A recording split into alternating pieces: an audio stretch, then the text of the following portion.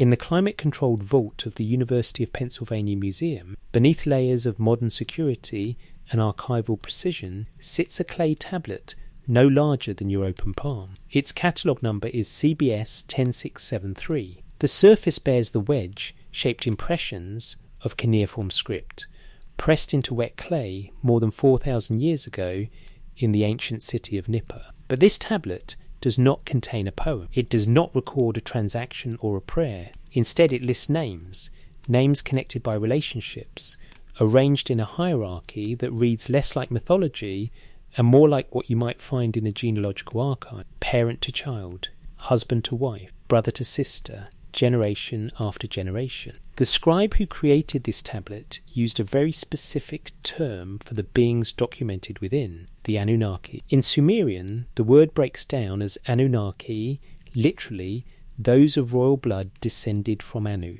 not metaphorically descended, not spiritually related. The grammar suggests lineage in the most literal sense. Children of Anu, grandchildren, great-grandchildren. A family tree extending backward through time to a point where the records themselves seem to dissolve into something older than memory. This is not the only such tablet. Scattered across museums in London, Oxford, New Haven and Paris are dozens more god lists, as scholars call them. The most comprehensive, known as Anaku Anum, contains nearly 2,000 entries, not 2,000 stories, 2,000 names organised by family relationship. The first 4 tablets of this massive compilation are devoted entirely to mapping out who descended from whom, who married whom, how power transferred through generations. The scribes who assembled this list worked with the same bureaucratic precision they applied to recording grain shipments and land sales. They were archivists of bloodlines. Modern scholarship treats these texts as mythological pantheons, symbolic representations of cosmic forces, poetic personifications of natural phenomena, the sky god, the earth goddess, the storm, the sea. This interpretation is reasonable. It fits comfortably within our understanding of how ancient peoples explained their world. But the tablets themselves resist this simplicity. They insist on detail. They specify birth order. They note which wife bore which children. They document family disputes, territorial divisions among siblings, marriages arranged between rival branches. They record with extraordinary care the names of children born to unions between what the texts call Anunnaki and what they distinctly refer to as humans. What if these tablets are exactly what they appear to be? What if the Sumerians were not inventing a mythology, but preserving a genealogy? What if they inherited these records from an earlier time and felt compelled, obligated even, to copy them generation after generation, maintaining an archive of bloodlines that predated their own civilization? The question sits in that cool vault, alongside CBS 1I673, unanswered. Wherever you are right now, whether it's dawn breaking outside your window or deep night settling in, whether you're in Tokyo or Toronto, Mumbai or Mexico City, take a moment and leave a comment. Tell me where you're listening from. This investigation spans multiple museums, multiple languages, and multiple millennia. It seems fitting to know where in the world you are as we begin to trace a family tree that, according to the tablets themselves, once ruled this entire planet. Let us start at the beginning, not with Anu, not even with the sky and the earth, but with what the tablets describe as existing before the first generation, before the names, before the bloodline that would become the Anunnaki. In the darkness before creation, according to the Mesopotamian scribes, there was something else, and from that something else, the family tree began, before the first city. The 7 tablets of the Enuma Elish, the Babylonian creation epic, discovered among the ruins of Ashurbanipal's library at Nineveh, begin not with gods, but with water. 2 kinds of water. Apsu, the fresh water that flows beneath the earth, deep and still and ancient. Tiamat, the salt water churning and endless, personified as female. The text states clearly, when on high the heaven had not been named, firm ground below had not been called by name, naught but primordial Apsu, their begetter, and Mummu Tiamat, she who bore them all, their waters commingling as a single body. This is not poetry about oceans. This is a genealogical record attempting to describe what existed before the first generation, the primordial pair from which all subsequent beings emerged. The tablets use familial language. Apsu is described as begetter, Tiamat as she who bore them all. The terminology of parenthood applied to something that predates the categories we usually associate with parents and children. From the commingling of these two primordial forces came the first generation that the tablets identify with discrete names and characteristics. Lamu and Lahamu, twin deities, brother and sister, born from the union of Apsu and Tiamat. The names themselves offer something unusual. Lamu has been translated variously as the muddy one or the silt. In Akkadian texts, Lamu can refer to a hairy, primitive being, sometimes depicted as protective spirits. Lahamu, the feminine counterpart, carries similar connotations. These are not elegant sky gods. They are described in earthy, almost crude terms, beings of silt and sediment, of the boundary between water and solid ground.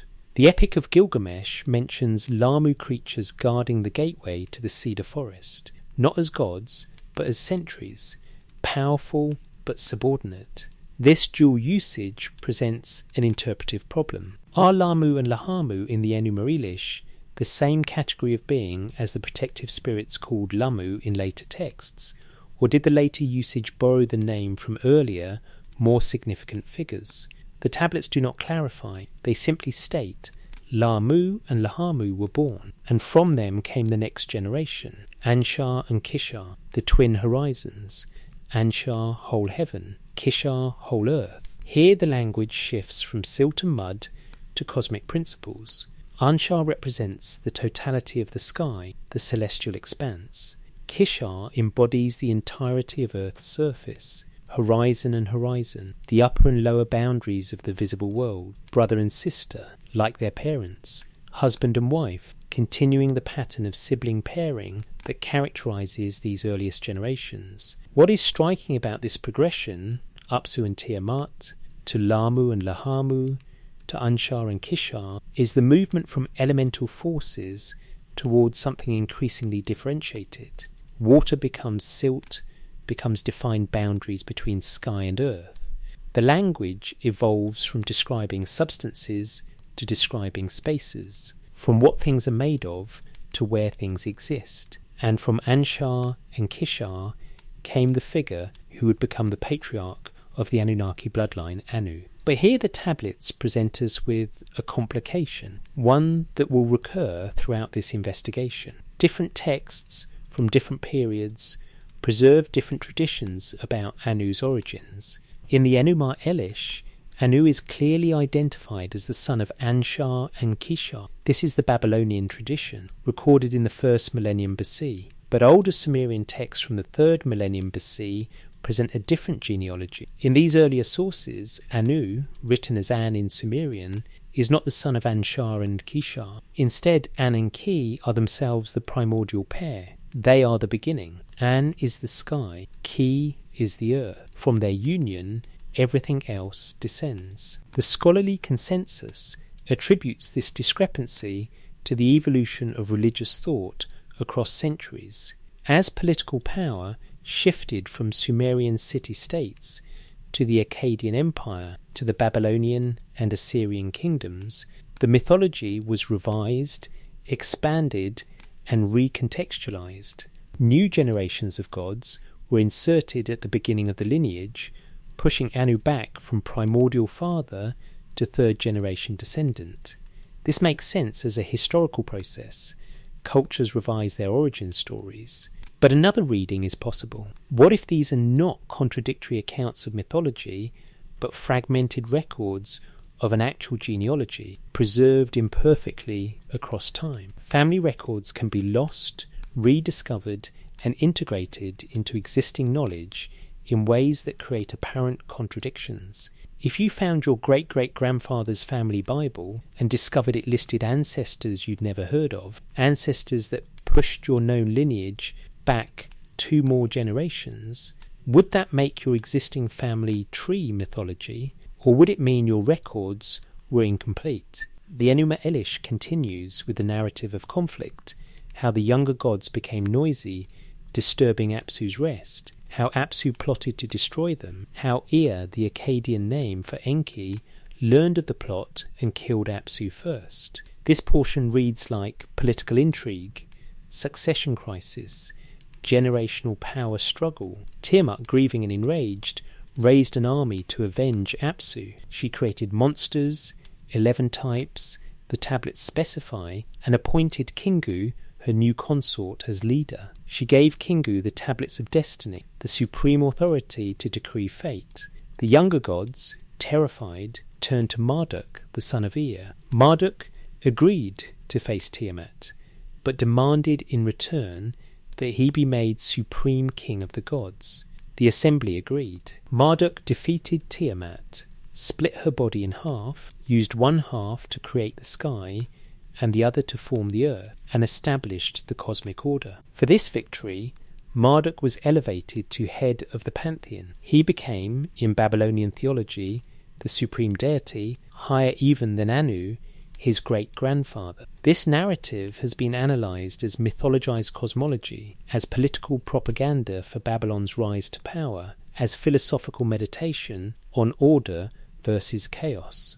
All valid interpretations. But strip away the interpretive framework and look at what the text actually describes. A family succession crisis resolved through violence, followed by a reordering of authority that elevated a younger family member over his elders based on military victory and political negotiation. The god list in Anum, compiled in the 1st millennium BC but drawing on much older sources, attempts to organise this complex genealogy into a systematic hierarchy. The list begins with Anu and his court, then Enlil, then Ninhursag, then Enki. Each major deity is followed by their spouse, their children, their attendants, and their associated divine servants. The structure mirrors the organisation of royal archives: the king, his household, his administrators, his military commanders, each with their subordinates. Tablet 1 of Anarcanum opens with Anu and lists his various names and epithets across different languages and traditions. Then it lists his consort, but here the text acknowledges variants. In some traditions, Anu's wife is Antu. In others, she is identified with Urak. In still others, with Ki herself. The compilers of this list did not resolve these contradictions. They recorded them all as if preserving competing family records that claimed different matriarchs. The next entries list the children of Anu. The text names Enlil first, then Ea Enki, then the goddess Bau, then a deity named Martu. The list continues with more children, some well known, others obscure names that appear nowhere else in the surviving literature. Why would mythological compilers include gods no one worshipped, gods with no temples, no stories, no function in the religious life of Mesopotamia, unless the point was not theological utility but genealogical completeness? Unless the compilers were attempting to document every member of a bloodline, not just the prominent ones.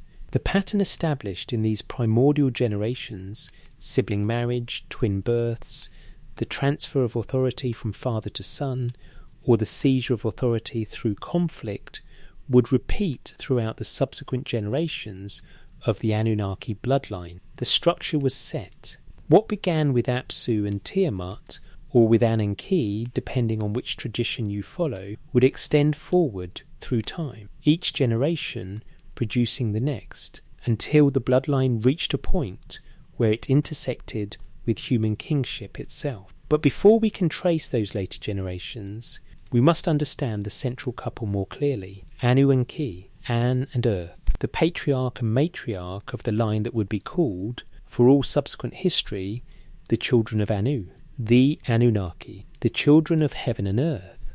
His name appears in the earliest written documents from Mesopotamia, An, the Sumerian word for sky. The cuneiform sign for his name is the same as the sign for God itself, a star 8-pointed representing heaven. An was not the god of the sky in the way that later deities would preside over specific domains. He was sky, the totality of it, the expanse above, infinite and unreachable, the boundary beyond which even thought struggles to pass. The University of Pennsylvania's Ancient Mesopotamian Gods and Goddesses database, an exhaustive scholarly resource maintained by the Outranked Project, states that in 3rd millennium Sumerian texts, An held the position of supreme deity in the pantheon. Kings called upon his name to legitimize their rule. Temples were built in his honor at Uruk, the ancient city in southern Iraq, whose ruins still rise from the desert like broken teeth.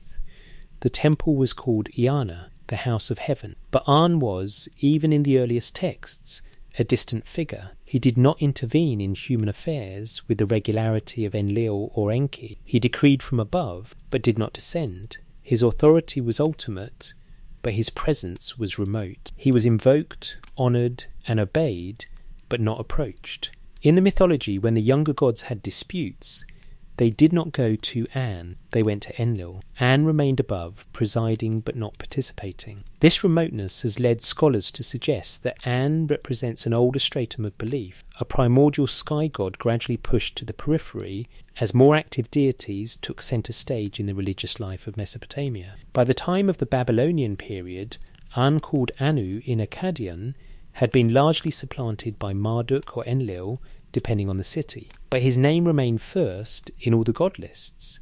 His genealogical position was never disputed. He was the father. Everything descended from him. His consort is more complicated. In Sumerian texts from the 3rd millennium BC, the goddess Urash appears as An's wife. Urash is associated with earth, with fertile ground, with the productive surface of the world. Her name appears in administrative texts and hymns, always linked to An. But by the 2nd millennium, a different name dominates, Ki. In Sumerian, Ki simply means earth or ground. It is the opposite and complement of An, sky and earth, the two fundamental divisions of reality. In some creation accounts, An and Ki are the primordial parents of all the gods. They are not born from anyone, they simply are. From their separation, the pulling apart of heaven and earth, the space for creation opens. Their children are born into the gap between sky and ground, inhabiting the middle realm where air moves and life exists. But in later Akkadian traditions, particularly in Babylonian religious texts, Anu's consort is named Antu. The name is simply the feminine form of Anu, a linguistic pairing that emphasizes symmetry. Antu appears in rituals, in temple dedications, in prayers. She is given offerings alongside Anu. She has her own attendants, her own epithets, but she does not have stories. There are no myths about Antu's actions, her desires, her conflicts. She exists in the texts as Anu's complement, his necessary counterpart, the feminine principle balancing the masculine, but not as an independent agent. This raises a question that runs through all genealogical research, whether ancient or modern, when a figure appears under different names, are we dealing with the same individual described differently, or with different individuals whose records have been conflated? Urash, Ki and Antu, are these three names for one goddess, reflecting different aspects or different periods of worship, or are they three separate consorts of an Anu, representing different lineages, different marriages, different branches of the family tree? The compilers of Anarcho Anuum seemed uncertain themselves. The god list includes Antu as Anu's primary consort, but notes variants. Some manuscripts specify Urash. Others equate Ki with Antu, treating them as two names for the same figure. The text does not resolve the issue, it records the ambiguity. From a mythological perspective, this ambiguity is unremarkable. Gods acquire new epithets, absorb the attributes of other deities, merge and split as religious practice evolves. But from a genealogical perspective, the question of maternity is critical. Because the children attributed to Anu, the first generation of the Anunnaki proper, differ slightly depending on which tradition you follow. The most consistent accounts agree on certain figures. Enlil is always listed as a son of Anu. So is Enki, though his mother is sometimes specified as Namu, a goddess associated with the primordial sea. So is Bau, a healing goddess linked to the city of Lagash. So is Ninhursag, though her relationship to the family becomes even more complex, as we will see. Tablet 1 of Anenquanum lists approximately 20 children of Anu. Most of these names appear nowhere else in the surviving literature. There are no temples for them, no myths, no cult practices. They are listed simply as offspring of Anu, recorded alongside their more famous siblings. If the purpose of the god list were theological, to document the gods actually worshipped in Mesopotamia, why include these obscure names? Why preserve the memory of deities who played no role in religious life? One possible answer, because the list is not primarily theological, it is genealogical. Its purpose is to document the complete bloodline, not just the prominent members. In royal lineages, scribes recorded every child born to the king, not only those who inherited the throne or achieved political significance. The others still mattered for purposes of succession, marriage alliance, and dynastic legitimacy. If the Anunnaki bloodline operated under similar principles, then every child of Anu would need to be recorded, even those who founded no cities, performed no cosmic deeds, left no mark on the mythology. The British Museum holds a clay tablet catalogued as 17308, an old Babylonian hymn that invokes 4 deities in sequence: Anu, Enlil, Enki, and Ninmah. The text is written in Sumerian with an Akkadian interlinear translation, suggesting it was copied during a period when Sumerian was no longer a living language but was maintained for religious purposes. The hymn praises each deity's role in creation and governance, but what is notable is the grouping. Anu the father, followed by 3 children who represent the 3 primary domains. Enlil receives the air, the atmosphere, the space between heaven and earth. Enki receives the waters, the Apsu below, the rivers and marshes, the deep sources. Ninmah, also called Ninhursag, receives a more ambiguous domain. She is associated with birth, with the formation of living things, with the mountains where the gods gather. This triad, Enlil, Enki and Ninhursag, appears repeatedly across Mesopotamian texts as the primary divine administrators of the world. They are the great gods who made decisions, who acted upon the earth, who shaped the course of both divine and human history. But their exact relationship to each other and to their father Anu varies across sources. In some texts, they are full siblings, all children of Anu and Ki. In others, Enki's mother is Namu, making him a half-brother. In still others, Ninhursag is not Anu's daughter, but his granddaughter, which would make her the niece of Enlil and Enki, and simultaneously their consort, a pattern that, while disturbing to modern sensibilities, is not uncommon in royal bloodlines, seeking to maintain purity or concentrate divine attributes. The confusion is compounded by the fact that Ninhursag herself appears under at least 6 different names in Sumerian and Akkadian texts: Ninmah Great Queen, Ninhursag Yedi of the Mountain, Nintud, Yedi who gives birth, Nintur, Mama, and Beletili. Each name emphasizes a different aspect of her role, but all clearly refer to the same figure. She is the mother goddess, the birth giver, the one who shapes living forms from clay, a role central to several creation accounts. In the Atrahasis epic, an Akkadian composition dating to around 1700 BC, Ninhursag, called Mami in this text, creates human beings by mixing clay with the blood of a slaughtered god. The text describes the process in procedural detail. She pinches off 14 pieces of clay, places them in 2 groups of 7, assigns birth goddesses to shape them, and after 10 months of gestation, the first humans emerge. The narrative treats this as a manufacturing process, not a mystical act. There are instructions, materials, a method. Ninhursag is not invoking divine power in the abstract, she is following a technique. This functional, almost technical portrayal of divine activity runs throughout the Mesopotamian texts. When the gods build a city, the tablets describe the measurement of the foundation, the carrying of bricks, the digging of canals.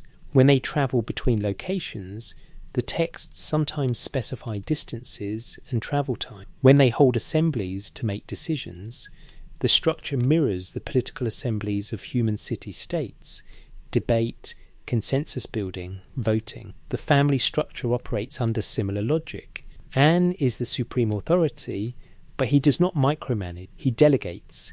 He assigns territories to his children. Enlil receives authority over the earth's surface and atmosphere. Enki receives the waters below and becomes the administrator of wisdom, of crafts, of the techniques by which things are made and maintained.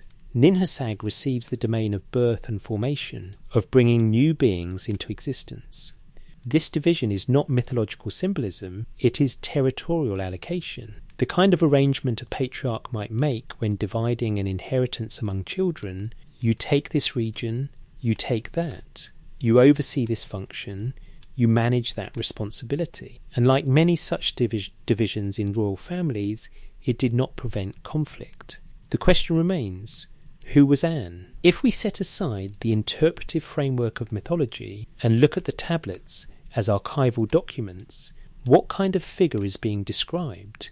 A king, certainly, a progenitor of a bloodline, clearly, someone with sufficient authority to assign territories and responsibilities to his offspring, someone remote enough that his children, not he, administered the day-to-day governance of those territories, someone whose position was secure enough that even when his grandson Marduk claimed supremacy in Babylon, the texts still acknowledged An as the ancestral patriarch, the origin point, the foundation of divine authority. The genealogical position of Anu is never disputed. Even when his active power fades, he remains the father. And the Anunnaki, whether 24 or 200, depending on how you count, are defined by their descent from him. They are the children of heaven and earth, the offspring of the primal separation, the bloodline that would, according to the tablets, rule Mesopotamia for thousands of years before passing that rule through marriage and decree to human kings. But first came the second generation, the brothers who divided the world, the three brothers who divided the world. The configuration appears again and again in Sumerian and Akkadian administrative texts, religious hymns, and mythological narratives, three names grouped together as if they form a complete unit: An, Enlil, Enki, or in later Babylonian versions, Anu, Enlil, Ea, the father and his two primary sons, the supreme god of heaven and his two vice-regents who actually govern creation. Across thousands of clay tablets spanning 2 millennia, this triad persists as the fundamental structure of divine authority. But the tablets describe more than shared authority. They describe a division, a formal allocation of cosmic territory agreed upon at some early point, and thereafter respected by all parties. The arrangement is so consistent across sources that it appears to have been established fact, not narrative invention, something the scribes recorded because it explained how the world was organised, not because it made for good storytelling. Enlil received the earth, not the ground itself, but the air above it, the space where weather happens, where breath moves, where commands travel from speaker to hearer. His name in Sumerian breaks down as Enlil, meaning Lord Air or Lord Wind. His domain was the atmosphere, that crucial middle layer between the unreachable heights of An and the deep waters of Enki. It was in this middle space that human beings lived. It was this space that determined whether crops grew or failed, whether storms destroyed cities or rain blessed fields.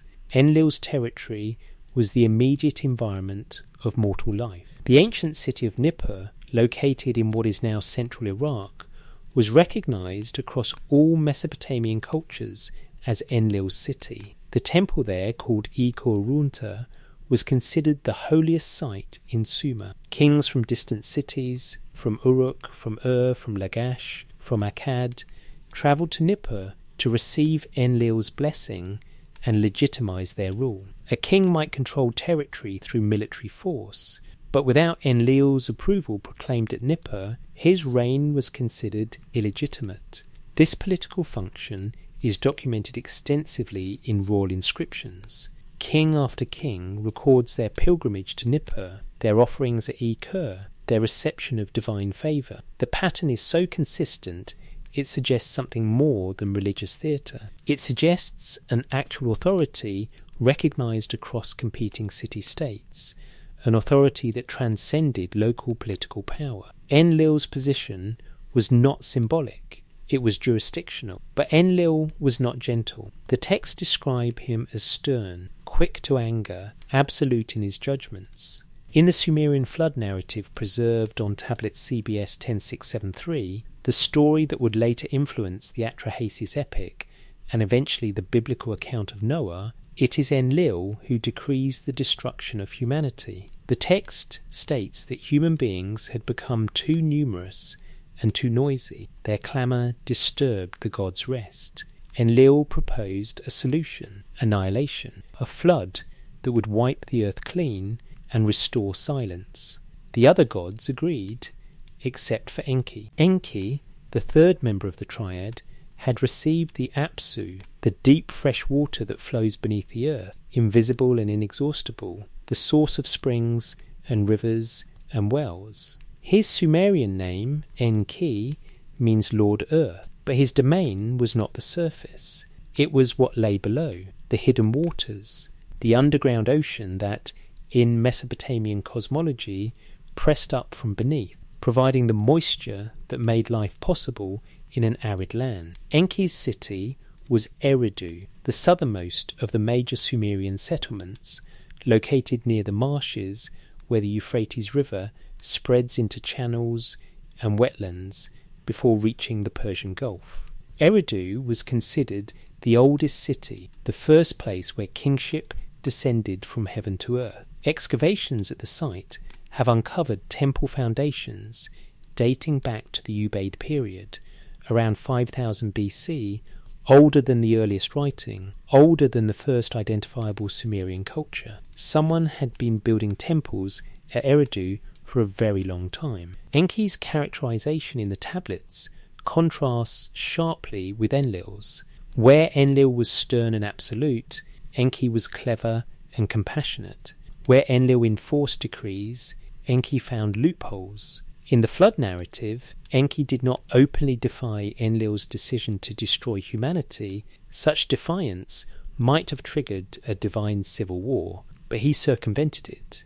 He spoke to the wall of a reed house where a man named Ziusudra, or Atrahasis, or Utnapishtim, depending on the version, was sleeping. Enki addressed the wall, not the man, thereby technically obeying the prohibition against warning humans directly. The wall, of course, had ears. The man woke, overheard, and built a boat. This pattern, Enki acting as humanity's protector, finding ways to preserve human life, even when other gods decreed otherwise, appears throughout Mesopotamian literature. In the Atrahasis epic, when the gods create humans to labour in their place, it is Enki who designs them. When Enlil later sends plague and drought to reduce human population, it is Enki who teaches people how to survive. When Enlil finally decrees the flood, it is Enki who ensures one family escapes. Why did Enki care? The texts provide a pragmatic answer. Humans were useful. They performed labour the gods no longer wished to do. They maintained temples, offered sacrifices, fed the divine households through ritual. Destroying them entirely would require the gods to resume the work themselves, an unappealing prospect. But the text also suggests something else, something less utilitarian. In multiple creation accounts, human beings are made with divine blood. A god is slaughtered, and his blood is mixed with clay. The implication is that humans carry within them a trace of the divine. They are not entirely separate. There is kinship, however distant. If Enki recognized that kinship, if he saw humans as more than tools, his repeated interventions make sense not as compassion in the abstract, but as obligation to distant relatives. The tablets describe intermarriage between divine and human lines.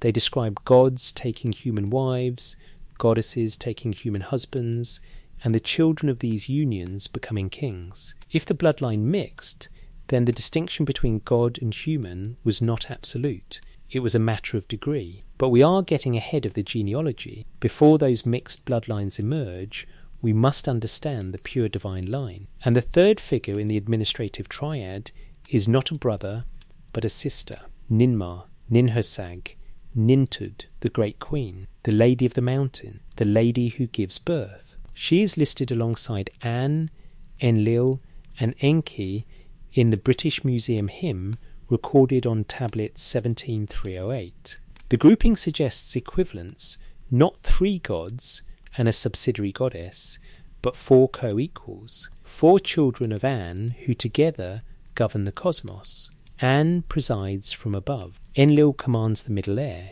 Enki controls the waters below, and Ninhursag shapes living forms, presides over birth, regulates the biological processes by which the world replenishes itself. Her role in the creation of humanity is central. In the Atrahasis epic, it is Ninhursag under the name Mamai who performs the actual work. The assembly of gods has decided that humans must be created to relieve the lower gods from their labour. Enki proposes the method, mix clay with divine blood, but it is Ninhursag who implements it.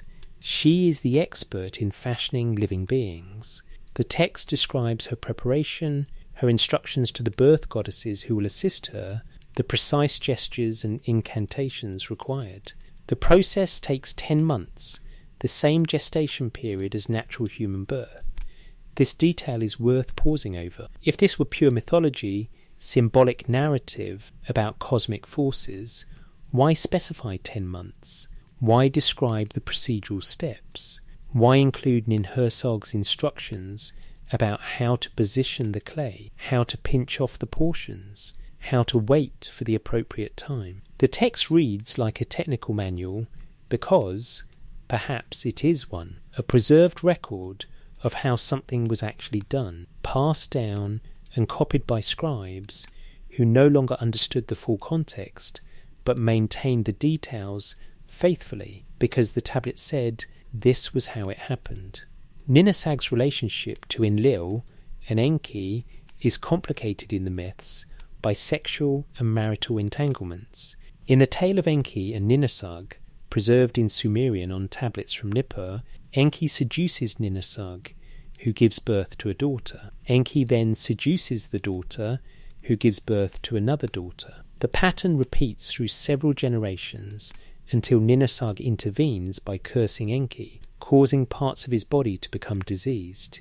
Eventually, she relents and heals him, and the two reconcile. The story is strange, disturbing, and resists easy interpretation. Is it about the generative power of water interacting with earth? Is it a mythologized explanation for plant growth and biological cycles? Or is it a garbled account of something that actually happened? A genealogical record where relationships have become confused, where a single union between Enki and Ninhursag has been split into multiple generations, where moral context has been lost, but the names and sequence have been preserved. Genealogical records from other cultures show similar confusion when transmitted orally across centuries before being written down. The biblical genealogies contain compressed generations, repeated names, and relationships that seem biologically impossible if read literally. Egyptian king lists include rulers whose reigns overlap impossibly, whose parentage is contradictory, whose very existence is disputed. Yet these texts preserve genuine historical information. You simply have to account for the distortion. What remains consistent is the triad, Enlil, Enki, Ninhursag, the three primary administrators beneath An, the three who made decisions affecting both gods and humans, the three whose territories, air, water and birth, encompassed all the processes necessary for life. When the god lists enumerate the Anunnaki, these three appear at the top, immediately below An himself. Their children would form the next generation, spreading across Mesopotamia, founding cities, claiming territories, establishing the divine dynasties that would eventually merge with human kingship. The division of the world among these three brothers and sister was not conflict, it was order, an imposed structure on the cosmos by delegating authority. Each child received their domain. Each was responsible for maintaining it, and for many generations, according to the tablets, the system functioned. The Anunnaki governed. Humanity laboured and worshipped. The cities grew, but succession creates tension. Authority divided among siblings invites competition among the next generation, and the children of Enlil, Enki, and Ninhursag would not always cooperate as smoothly as their parents had. The bloodline would branch, and some branches would claim supremacy over others. The question of who held ultimate authority, who could decree the fate of gods and humans, would become contested. Before we follow those branches, we must understand the mother goddess more clearly, because Ninhursag's role extends beyond birth. She is present at nearly every key moment in the divine genealogy. She creates, she heals, she reconciles. She is the only figure who moves between the territories of all the male gods with apparent freedom. She is not subordinate to any of them, she is their equal. And her bloodline, the descendants traced through her, would carry an authority all their own. The mother goddess of many names.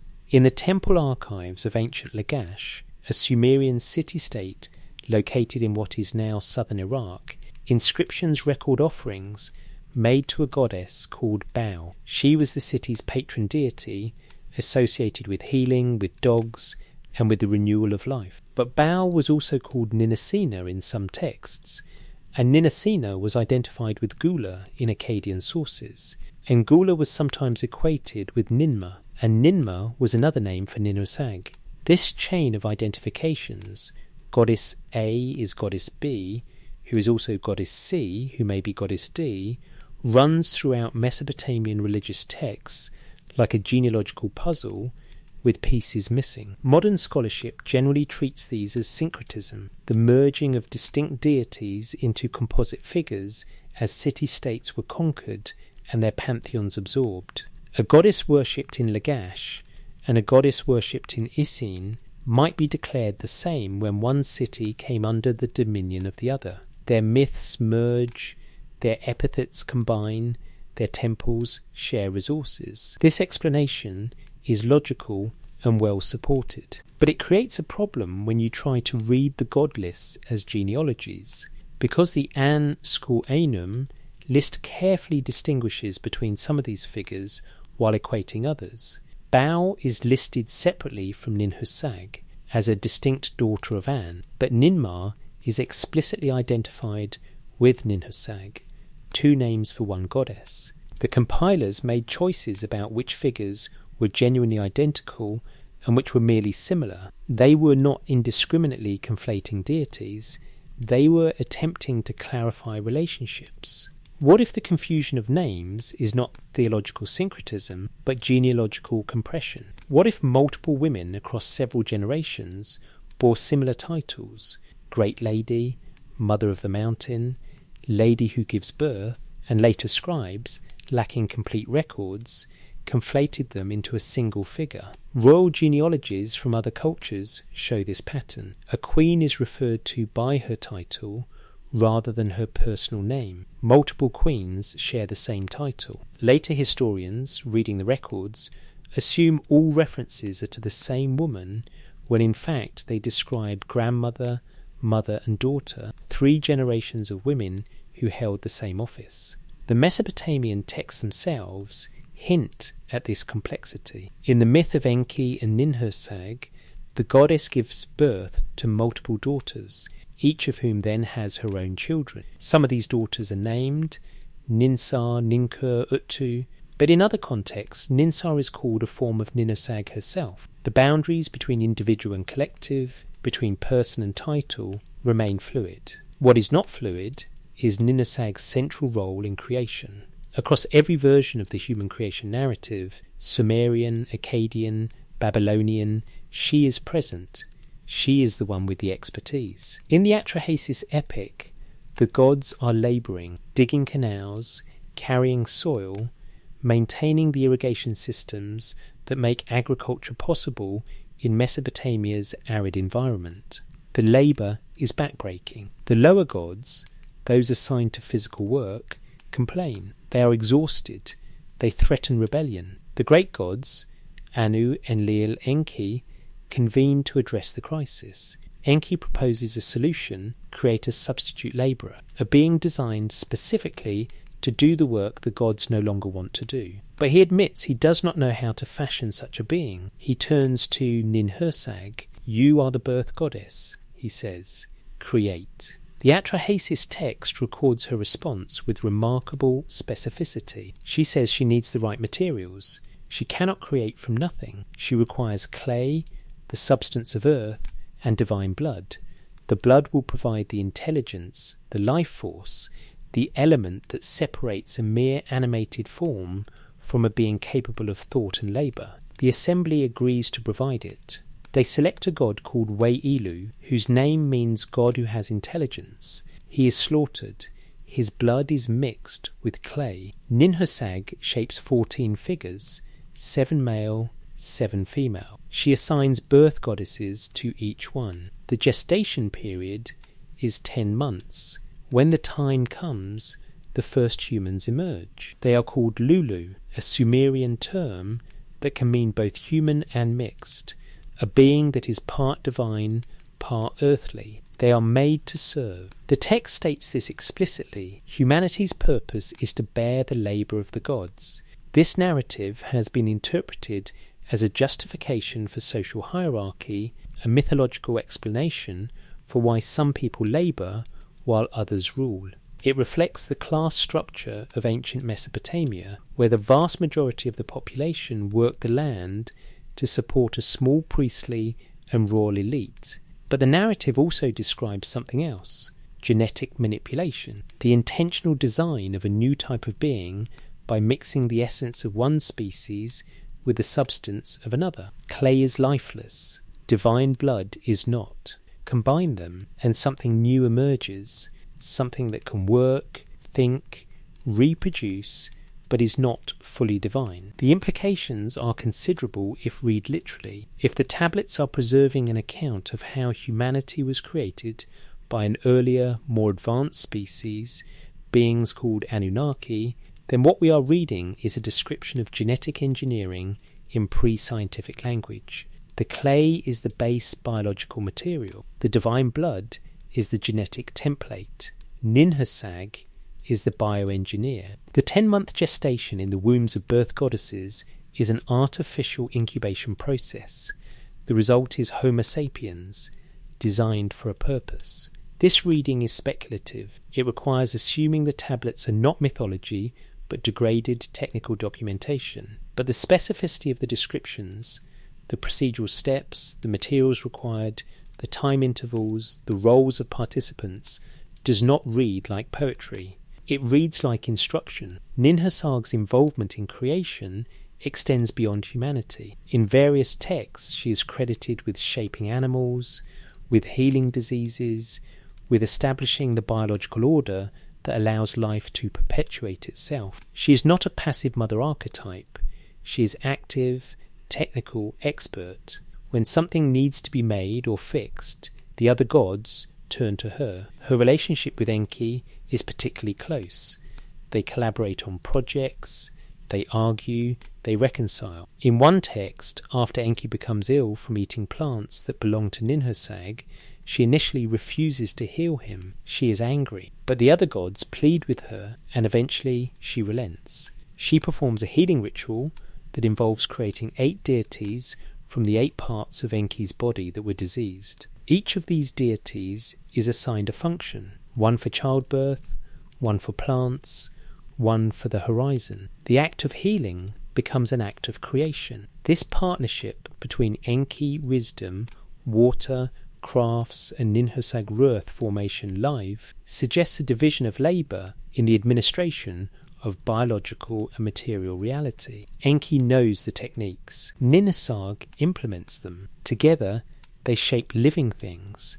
Their collaboration is essential. neither can complete the work alone. But Ninhursag's authority extended beyond collaboration with male gods. She had her own cities, her own cult, her own priesthood. The city of Kesh, one of the oldest settlements in Sumer, was dedicated to her. So was the region of the Zagros Mountains, which formed the northeastern boundary of Mesopotamian civilization. She was called Lady of the Mountain because the mountains were her domain, the high places where the gods gathered, the boundary between the known world and the wilderness beyond. Her temples were places of healing. People came to be cured of illness, to pray for successful childbirth, to seek relief from suffering. The priests and priestesses of Ninhursag were trained in medical techniques. They used herbs, performed surgeries, set broken bones. Medicine and religion were not separate in Mesopotamia. Healing was a divine function, and Ninhursag's temples were where that function was exercised on behalf of humans. This practical medical aspect of her cult suggests something important about how the Mesopotamians understood the Anunnaki. These were not abstract spiritual forces. They were beings with specific knowledge and specific abilities. They healed, they built, they managed resources, they taught techniques to their priests, who then applied those techniques on their behalf. The relationship was transactional, but also familial. Humans served the Anunnaki, but the Anunnaki also cared for humans, or at least certain Anunnaki did, in certain contexts, when it served the broader social order. Ninhursag's children, according to Anu and related god lists, included deities associated with crafts, with healing, with birth. But the lists are inconsistent about exactly who her children are and which gods she bore to which consort. In some traditions, she is the mother of Ninurta, a warrior god and son of Enlil. In others, Ninurta's mother is a different goddess. The confusion may reflect multiple marriages or multiple generations conflated into one, or simply gaps in the preserved records. What is clear is that her bloodline mattered. To claim descent from Ninhursag was to claim legitimacy in matters of health, birth and biological order. Her authority was not political in the way Enlil's was. It was biological. She governed the processes by which life continued. And in a world where infant mortality was high, where childbirth often killed the mother, where disease could wipe out entire cities, the goddess who controlled birth and healing held a power as essential as any military or administrative authority. But the next generation of the bloodline would shift the focus from creation to governance. The children of Enlil and Enki would take the structure established by their parents and extend it across the cities of Sumer, each claiming a city as their own, each establishing a cult, each demanding worship and sacrifice. The bloodline would spread, and with that spreading came the first signs of competition, the first disputes over territory and precedence, the first cracks in the unified authority that had characterized the earlier generations. The second generation of Anunnaki were not distant creators, they were local rulers, and their conflicts would shape the entire history of Mesopotamia. The second generation and the question of succession. In the city of located in what is now southern Iraq, near the Euphrates River, excavations have uncovered the remains of a massive ziggurat, a step temple platform rising above the flat Mesopotamian plain. The ziggurat was dedicated to Nana, the Sumerian moon god, who was also called Sin in Akkadian. The structure was not merely symbolic, it was functional architecture, designed to serve as the residence of the god, the place where he could descend from heaven and dwell among his people. The priests who maintained the temple understood their work as quite literal. They were housing a deity. Nana's position in the divine genealogy is clearly established across multiple sources. He is the son of Enlil, god of air and storm, and his consort Ninlil, a grain goddess. The circumstances of Nana's conception are preserved in a Sumerian myth that describes Enlil raping Ninlil, being punished by the other gods, and then marrying her. The narrative is disturbing, and scholars have offered various interpretations: mythologized agricultural cycles, cultural attitudes toward marriage and consent, political allegory. But the genealogical facts are consistent. Enlil and Ninlil produced Nanna. Nanna became the god of the moon. His domain was the night sky, the measurement of time through lunar cycles, the calendar by which religious festivals and agricultural work were organised. The moon was not merely a light in the darkness. It was a clock, a schedule, a way to structure the passage of days into comprehensible units. Nanna's authority, therefore, was temporal. He governed time. The city of Ur was his primary cult centre, but he was worshipped throughout Mesopotamia. The ziggurat at Ur still stands, partially reconstructed by Saddam Hussein in the 1980s, based on the original foundations.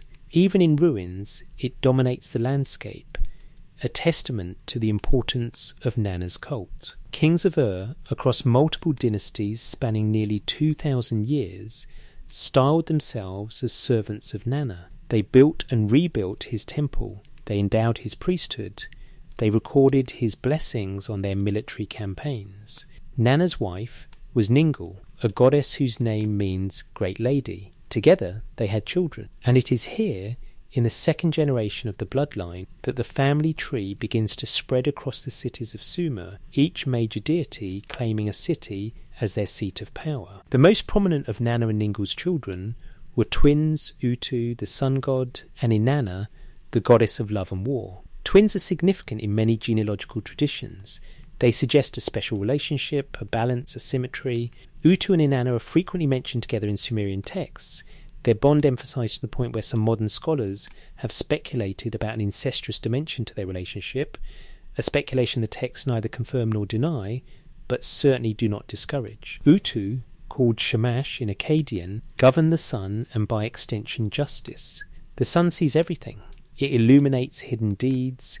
It exposes wrongdoing. Shamash was therefore invoked in legal proceedings, in the swearing of oaths, in the pursuit of justice.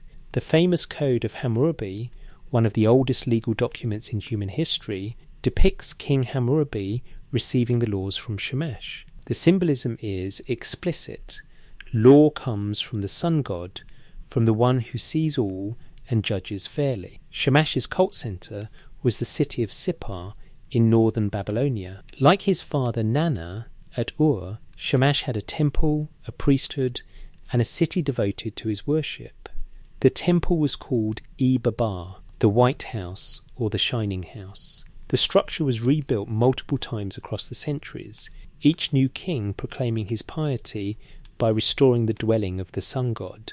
But it was Utu's twin sister, Inanna, who would become the most complex and widely worshipped deity in the Mesopotamian pantheon. Her Akkadian name was Ishtar, and under that name her cult spread far beyond Sumer, into Assyria, into the Levant, into Anatolia. She was the goddess of love, sex, fertility, and also of war, political power and conquest. This combination, love and war, seems contradictory until you consider the common element, passion, desire, the overwhelming drive that compels action, whether toward a lover or an enemy. Inanna's cult centre was Uruk, one of the greatest cities of ancient Sumer and possibly the largest city in the world during the 4th millennium BC. Uruk was also the city of An, her great-grandfather. Her temple there, called Eanna, the House of Heaven, was one of the oldest religious structures in Mesopotamia, with foundations dating back to the Ubaid period. Over time, Inanna's cult to Uruk seems to have absorbed or overshadowed An's, and by the historical period it was Inanna, not An, who was the dominant deity of the city. Inanna's myths are numerous and well preserved.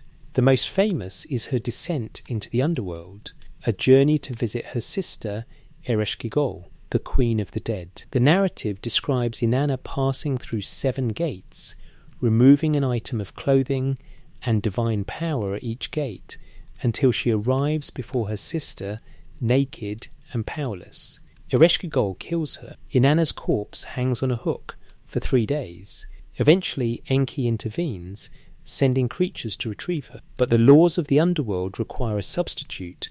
Someone must take Inanna's place. When she returns to the upper world, she finds her husband Dumuzi sitting on her throne, seemingly unconcerned by her absence. Enraged, she decrees that he will be her substitute. The story has been interpreted as seasonal myth, the death and rebirth of vegetation, the cycle of fertility, but it also reads as family drama, sibling rivalry between Inanna and Ereshkigal, marital betrayal between Inanna and Dumuzi, divine politics.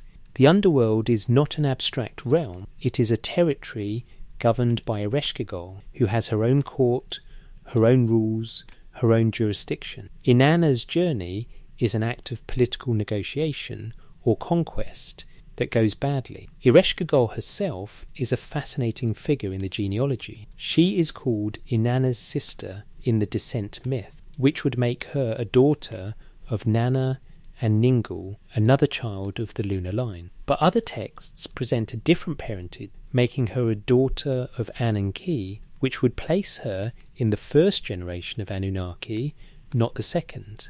The discrepancy is never resolved.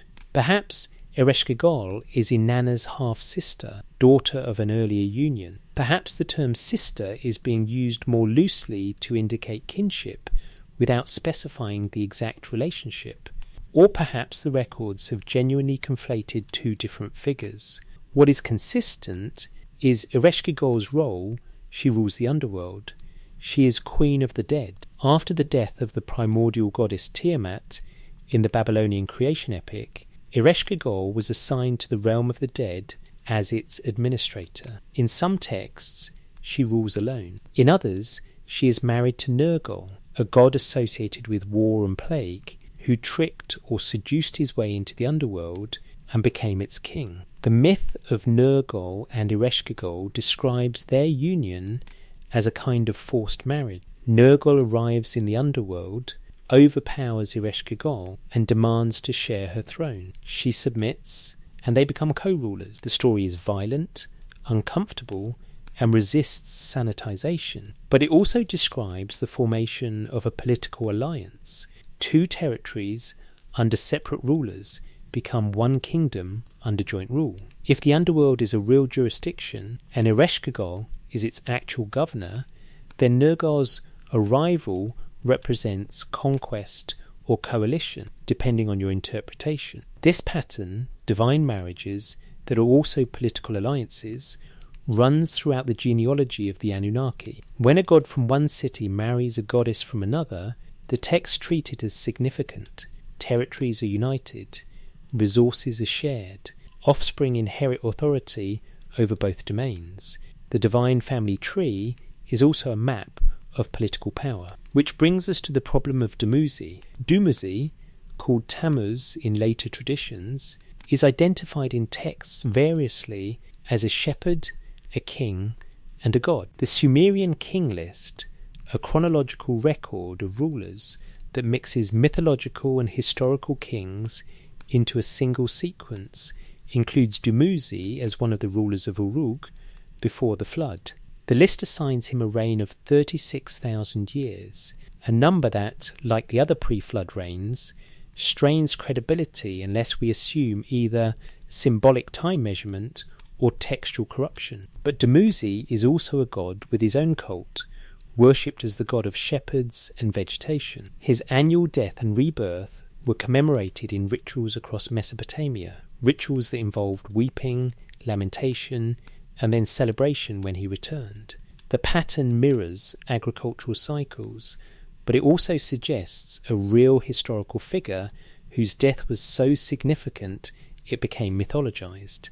Inanna's marriage to Dumuzi is well documented in Sumerian love poetry, texts that describe their courtship, their passion, their wedding. Inanna chooses Dumuzi over another suitor, a farmer god named Enkidu. The choice of shepherd over farmer may reflect political tensions between nomadic and settled populations in early Sumer. But it also establishes Dumuzi as Inanna's consort, which, given Inanna's status as granddaughter of Enlil and great-granddaughter of Anu, places Dumuzi within the extended Anunnaki bloodline through marriage. If Dumuzi was human or partially human, His marriage to Inanna represents the first significant mixing of divine and mortal lines, the beginning of what would become a long pattern of intermarriage between Anunnaki and the human raw lines they established. If Dumuzi was fully divine, then the tragedy of his death and descent to the underworld represents a loss within the Anunnaki bloodline itself, a god who should have been immortal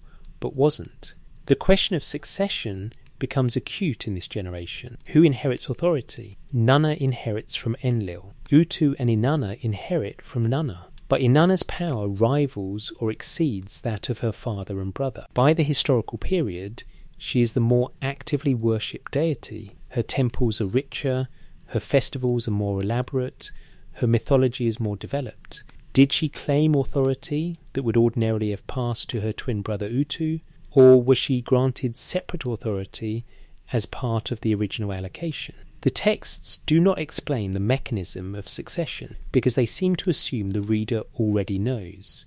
Power is inherited, but it is also claimed. A god who builds a city, who gathers worshippers, who performs deeds, acquires authority. Inanna's descent to the underworld, her marriage to Dumuzi, her military campaigns described in hymns that portray her as a fierce warrior, her sexual exploits, all of these are acts of power accumulation. She does not wait to be given authority, she takes it.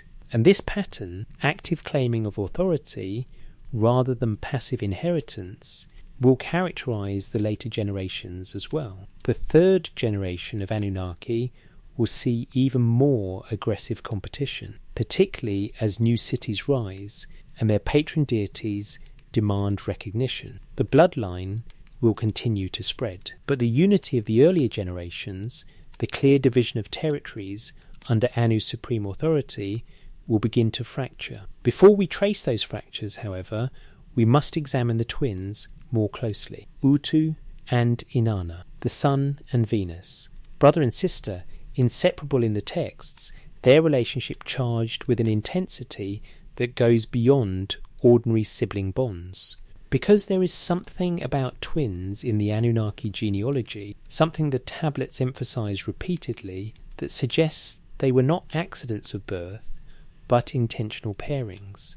And the purpose of those pairings may reveal something about how the bloodline was managed, how authority was transferred, and what it meant to be born Anunnaki. The twins of light. In the night sky above ancient Sumer, two celestial bodies dominated, the sun by day, and Venus, the morning and evening star, which appeared brighter than any other object except the sun and moon. The Sumerians observed these patterns with precision. They tracked Venus's movements, recorded her cycles, noted when she rose before the sun and when she appeared after sunset. She was to them a being of dual nature, appearing in two places, embodying two roles, a single entity that manifested in opposite ways.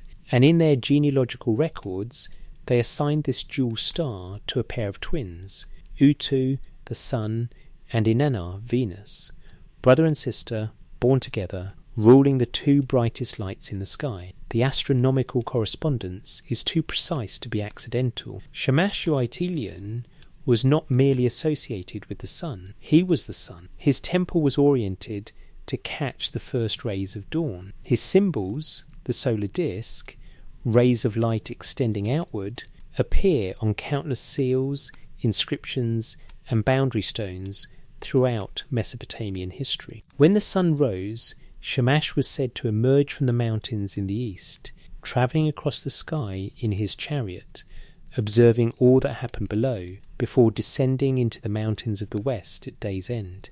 Inanna was Venus, not symbolically, literally. The planet Venus was called the Star of Ishtar. Her movements were her movements. When Venus disappeared from the sky for periods, as it does during inferior conjunction with the sun, Inanna was said to have descended to the underworld. When Venus reappeared, Inanna had returned.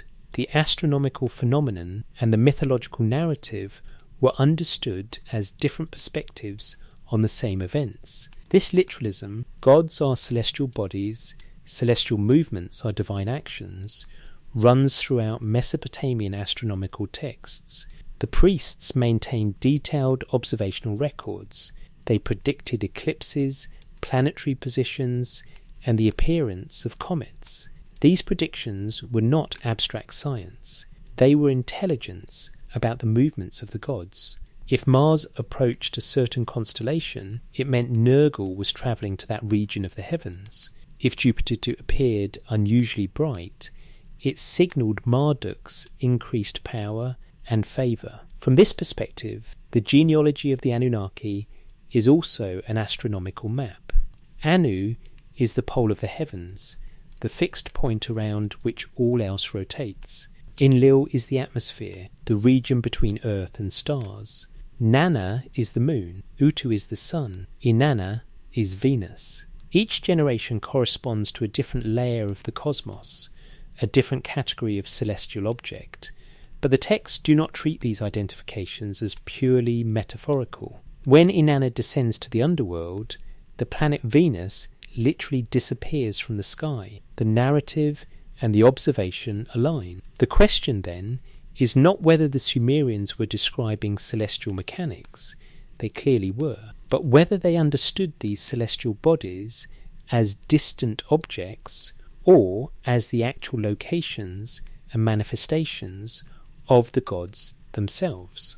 If the latter, then the family tree of the Anunnaki is describing a civilization with the capability to inhabit different celestial environments. Anu on the orbital level beyond the planets, Enlil in the atmospheric sphere, Nana on the moon, Utu as a solar presence, Inanna associated with Venus, not living on the planet necessarily, but connected to it, moving in synchronization with it. This reading transforms mythology into a kind of astronomical genealogy, a record of where different branches of the family were located within the solar system. This interpretation is speculative and not supported by mainstream scholarship, which treats the celestial correspondences as metaphor and religious symbolism. But the precision of the correlations is worth noting. The Sumerians did not assign gods to planets randomly. The correspondences are consistent across thousands of years. Mars is always Nergal, Jupiter is always Marduk, Venus is always Inanna, Saturn is Ninurta, Mercury is Nabu. These identifications were maintained even as political and theological systems changed, even as one dynasty replaced another. The celestial map of divine presence remained stable. Utu's role as the sun god extends beyond light. He is explicitly called the god of justice. The solar disk appears above depictions of legal proceedings. Oaths are sworn in Shamash's name. To lie under the sun is to lie before Shamash, who sees all and will punish perjury. This association between sunlight and justice makes practical sense. Crimes are easier to commit in darkness, and daylight exposes them, but it also suggests a surveillance function. Shamash observes, he records, he judges. His cult centre at Sippar maintained extensive archives. Legal disputes were brought to the temple for resolution. Contracts were witnessed by Shamash's priests.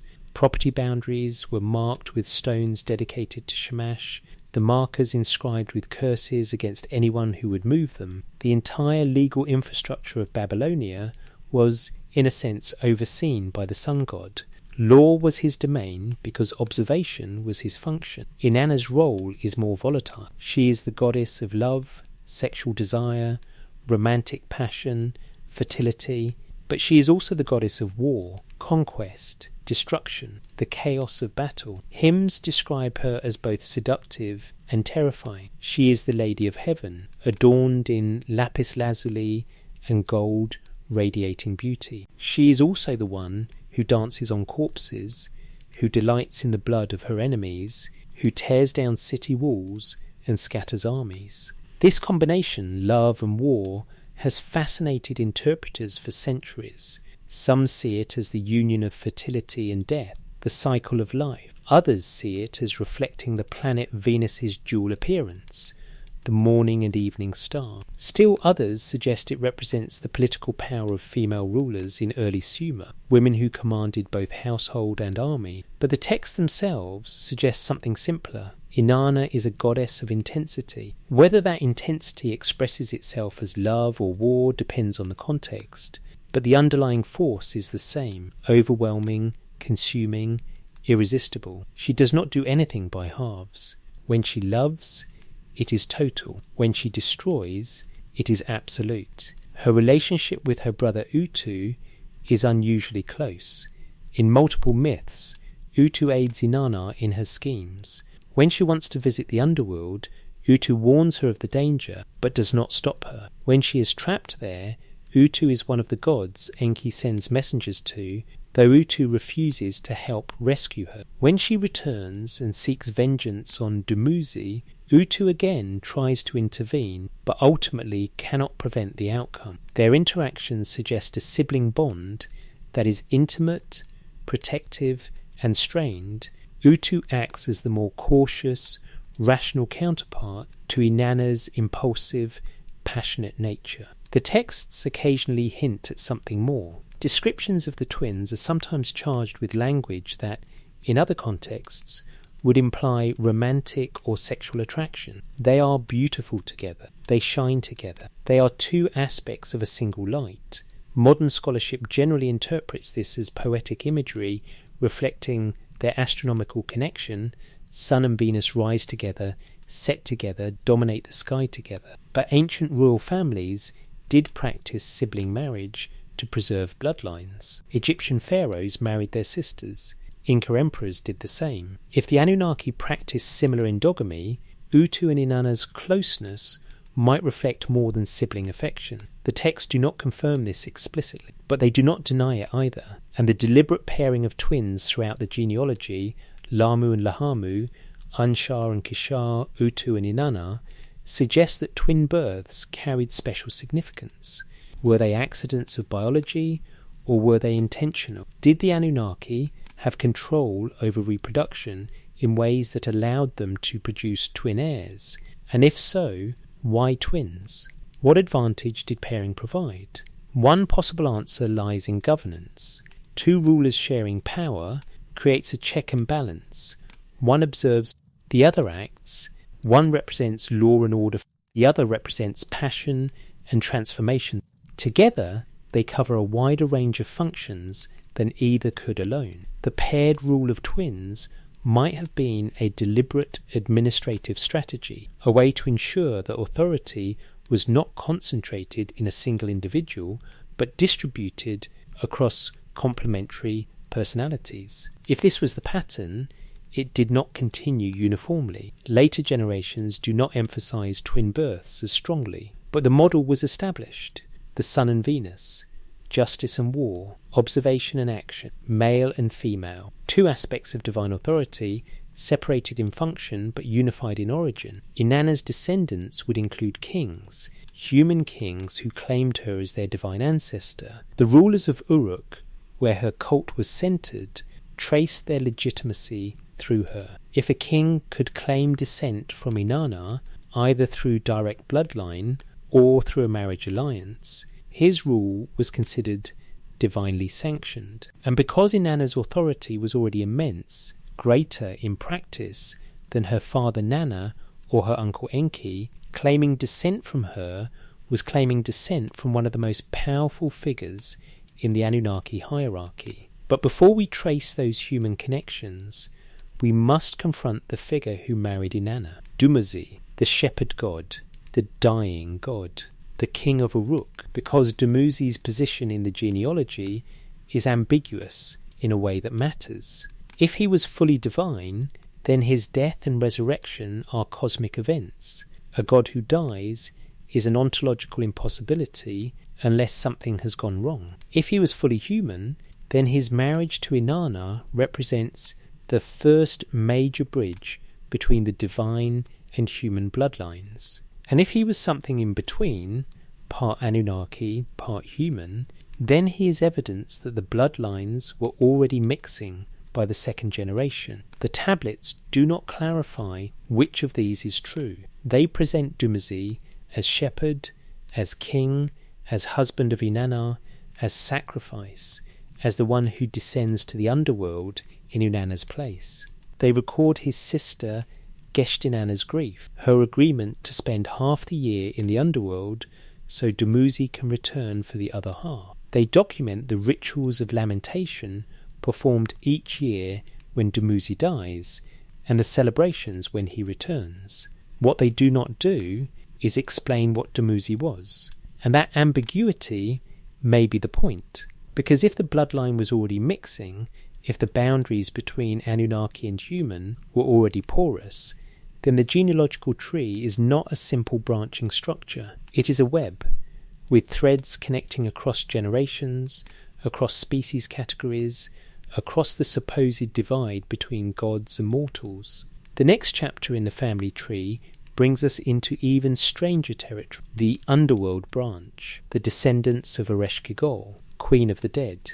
Because if the Anunnaki ruled the heavens, the earth and the waters, someone also had to govern the realm below. And that governance over death, over the spirits of the dead, over the boundary between life and what comes after, was assigned to a goddess who may have been Inanna's sister or Inanna's aunt, or someone else entirely. The records conflict, but the role is clear. Ereshkigal ruled below, and her marriage to Nergal created a dynasty of the underworld, a branch of the family tree that extended into darkness, the underworld branch. The Mesopotamian underworld was not a place of punishment or reward. It was not heaven or hell. It was simply the place where the dead went, all of them, regardless of virtue or crime, king and slave alike. The Sumerian name for this realm was Kur, which can also mean mountain or foreign land. The Akkadians called it Irkalla. It was described as a dark, dusty place beneath the earth, where the dead existed as shadows, drinking muddy water and eating dust. They did not suffer eternal torment, but neither did they experience joy. They simply were in a kind of perpetual twilight, separated from the world of the living by 7 gates. This realm had a queen, Ereshkigal, whose name means Lady of the Great Place, or Queen of the Great Below. Her authority was absolute within her domain. No god, not even Anu or Enlil, could countermand her decrees once a being had entered her kingdom. The dead belonged to her, and the living did not visit without consequence. Ereshkigal's position in the divine genealogy is inconsistent across sources, as noted earlier. In some texts, she is the sister of Inanna, which would make her a daughter of Nanna, Muld and Ningal, placing her in the 2nd generation of the Anunnaki bloodline, the generation of grandchildren of Anu. In other texts, particularly older Sumerian sources, she is called a daughter of Anu and Ki directly, which would make her part of the 1st generation, a sibling to Enlil and Enki, and therefore an aunt to Inanna rather than a sister. The inconsistency may reflect different traditions from different cities, or it may be that sister is being used in a broader sense to mean female relative, or it may be that there were 2 figures named Ereshkigal, one earlier and one later, whose records have been merged. The scholarly consensus is that the variation reflects the evolution of mythology over time, but no definitive answer has emerged. What is consistent is her role and her isolation. Ereshkigal did not choose to rule the underworld. According to some traditions, she was assigned there or banished there after the death of the primordial goddess Tiamat and the reorganization of the cosmos under Marduk in the Babylonian version, or under the collective authority of the elder Anunnaki in earlier Sumerian versions. She rules alone for an unspecified period, administering the dead, maintaining the boundary between life and death, ensuring that no one leaves her realm without permission. Her loneliness is a recurring theme. The underworld is a place of shadows, and even a queen is isolated among shadows. The myth of Nergal and Ereshkigal addresses this directly. The story exists in multiple versions, the most complete preserved on tablets from the site of Tel El Amarna in Egypt, where diplomatic correspondence between Mesopotamian and Egyptian courts included mythological texts as cultural exchange. The tale begins with a banquet in heaven. The gods gather, but Ereshkigal cannot attend because she cannot leave the underworld. If she did, the dead would escape. She sends her vizier Namtar to receive her portion of the feast. When Namtar arrives, all the gods rise in respect, except one. Nergal, the god of war and plague, remains seated. This is an insult.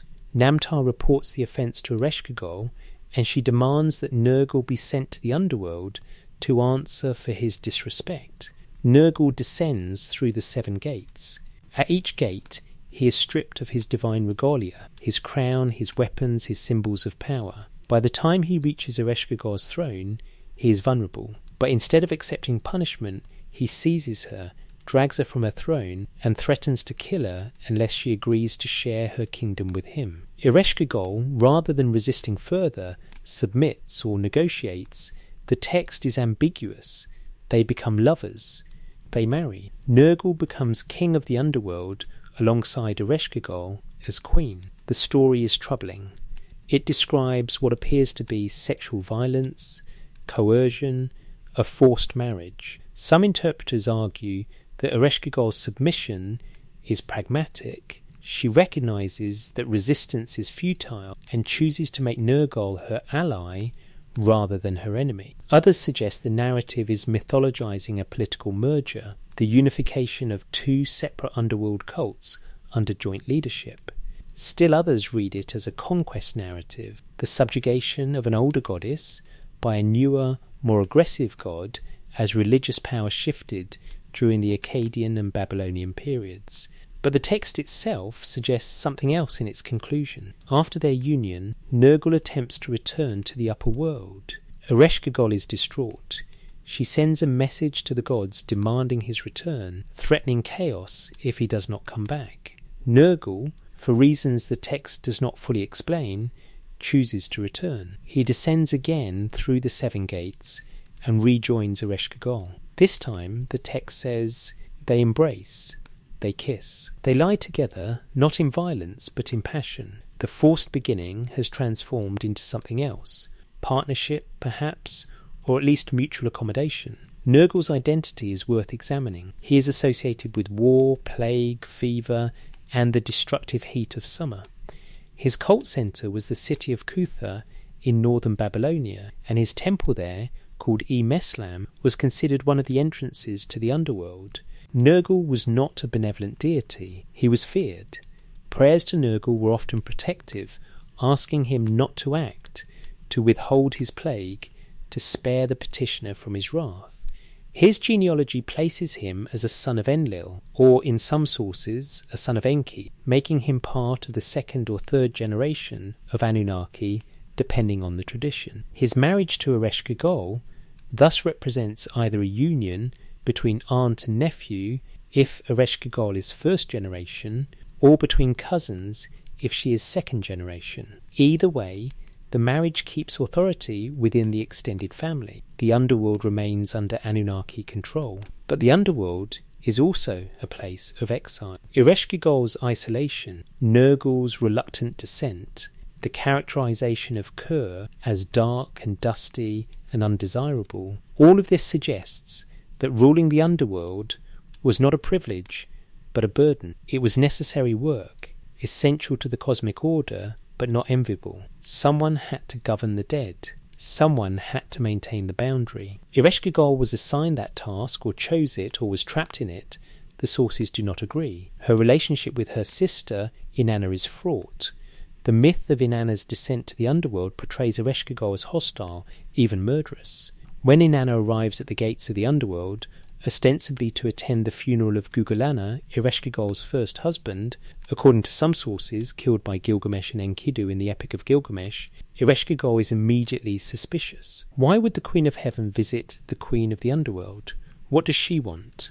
Inanna passes through the 7 gates, and at each gate she is stripped of one item: her crown, her necklace, her breastplate, her jewellery, her robe. By the time she reaches the throne room, she is naked and powerless. Ereshkigal pronounces judgment. Inanna is killed. Her corpse is hung on a hook. For 3 days, she remains dead. The text does not explain why Ereshkigal kills her. Jealousy? A perceived threat? simply because the underworld's law requires that no living being can pass through and return unchanged. The ambiguity has generated endless interpretation, but the act itself is clear. Ereshkigal exercises her authority absolutely. Even Inanna, the Queen of Heaven, cannot override the Queen of the Underworld within her own domain. Inanna's eventual resurrection involves negotiation. Enki, the god of wisdom, creates two genderless beings from the dirt beneath his fingernails. They descend to the underworld, sympathise with Ereshkigal's pain. She is in labour, the text says, giving birth, though to what or whom is not specified, and in return Ereshkigal releases Inanna's corpse. The beings revive Inanna with the food and water of life. But the law of the underworld remains. If Inanna leaves, someone must take her place. This law, the law of substitution, is critical. The underworld must maintain balance, a life for a life. If one departs, another must stay. It is not symbolic, it is procedural. The underworld operates under strict rules, and Ereshkigal enforces them without exception. When Inanna returns to the upper world, she finds Dumuzi, her husband, sitting on her throne instead of mourning her. Enraged, she designates him as her substitute. Dumuzi flees, but the demons of the underworld pursue him. Eventually, he is captured and dragged below. His sister Geshtinanna offers to share his sentence, 6 months in the underworld, 6 months in the world above. Ereshkigal accepts the arrangement, and so the cycle is established. Dumuzi dies each year, descends to the underworld, and returns 6 months later. The seasons are tied to his presence or absence. This myth has been interpreted as an agricultural allegory, the death of vegetation in the dry season, its return with the rains. But it also describes a literal event in the framework of the genealogy. Dumuzi, consort of Inanna, becomes subject to Ereshkigal's authority. He enters the underworld branch of the family tree, not by birth, but by judicial decree. Ereshkigal's children are rarely mentioned in the surviving texts, but the god lists do include offspring. One text mentions a son named Ninazu, a god of healing and the underworld. Another mentions a daughter, though her name varies across sources. These children, born in the underworld, represent a branch of the Anunnaki bloodline that exists in separation from the rest. They do not rule cities in Sumer. They do not receive temples among the living. Their domain is below. And yet, Ereshkigal's authority is acknowledged even by the most powerful gods. When the hero Gilgamesh, seeking immortality, travels to the underworld to consult the spirit of his friend Enkidu, he must do so through negotiation and ritual. He cannot simply enter. Even Gilgamesh, 2/3 divine and 1/3 human, king of Uruk, cannot override Ereshkigal's jurisdiction. The underworld branch of the family tree, then, represents a separate but parallel line of authority. The Anunnaki govern above, the heavens, the earth, the waters, but they also govern below, the realm of the dead, the spirits, the boundary between being and non-being. The bloodline extends into that darkness, and the rulers of that darkness, Ereshkigal and Nergal, are as much Anunnaki as Enlil or Enki or Inanna. The question is whether this division, upper world and underworld, was always separate, or whether it represents a schism. Did the family tree branch intentionally, with some descendants assigned to govern the dead while others govern the living? Or was Ereshkigal's rule in the underworld a form of exile, a removal from the primary line of succession, a banishment that became permanent?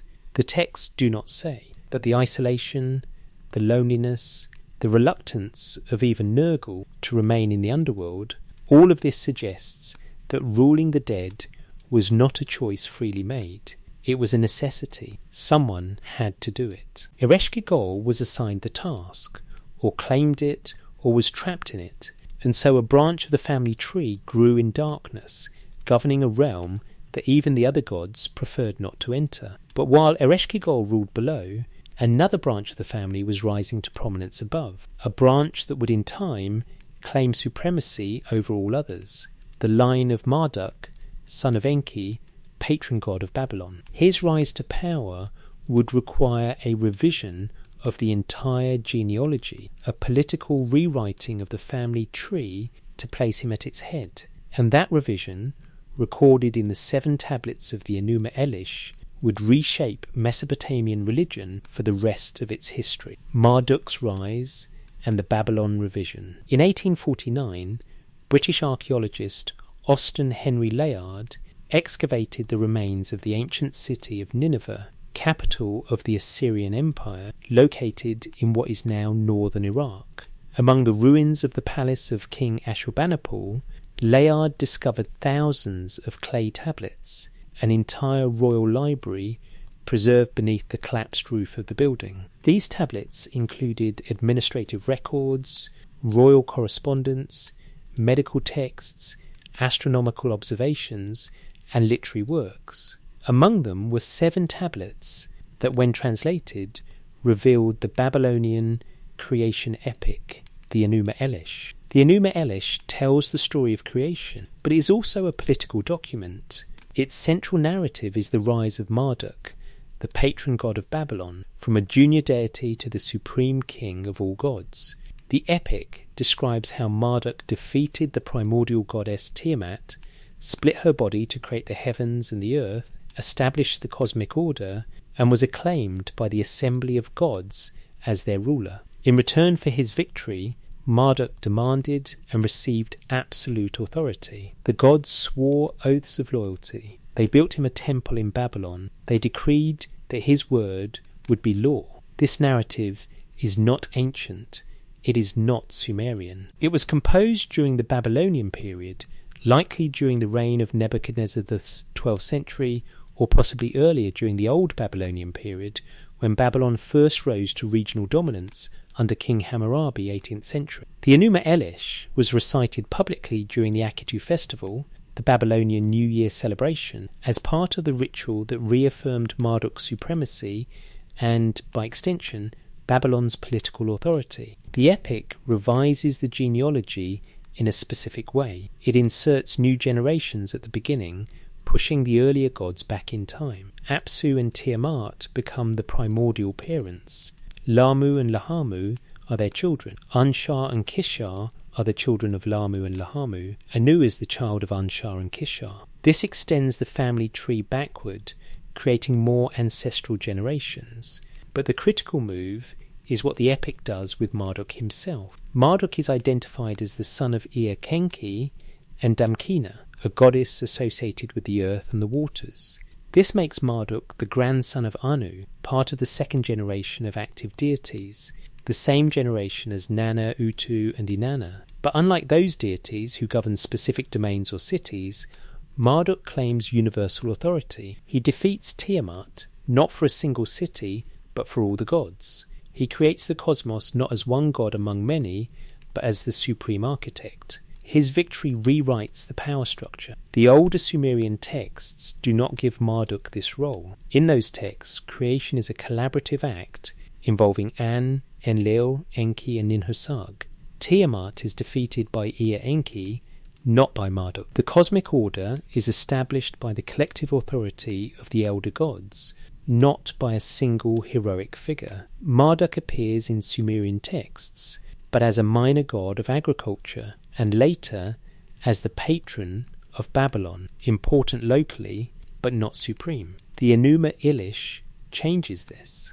It takes the older creation narratives, inserts Marduk as the central actor, and elevates him above his father Enki and his great-grandfather Anu. The text explicitly describes a transfer of authority. After Marduk's victory, the gods proclaim, "He who vanquished Tiamat shall have dominion over us." They grant him 50 names, each representing a different aspect of divine power. One of these names is Enlil of the gods, effectively claiming for Marduk the authority that Enlil had previously held. This is not mythology, this is political theology. When Babylon became the dominant city in Mesopotamia, its priesthood needed to justify that dominance in religious terms.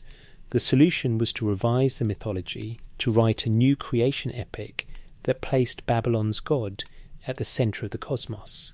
The Enuma Elish is Babylonian propaganda, sophisticated and effective, embedding political claims within a cosmological framework. But here is the critical point.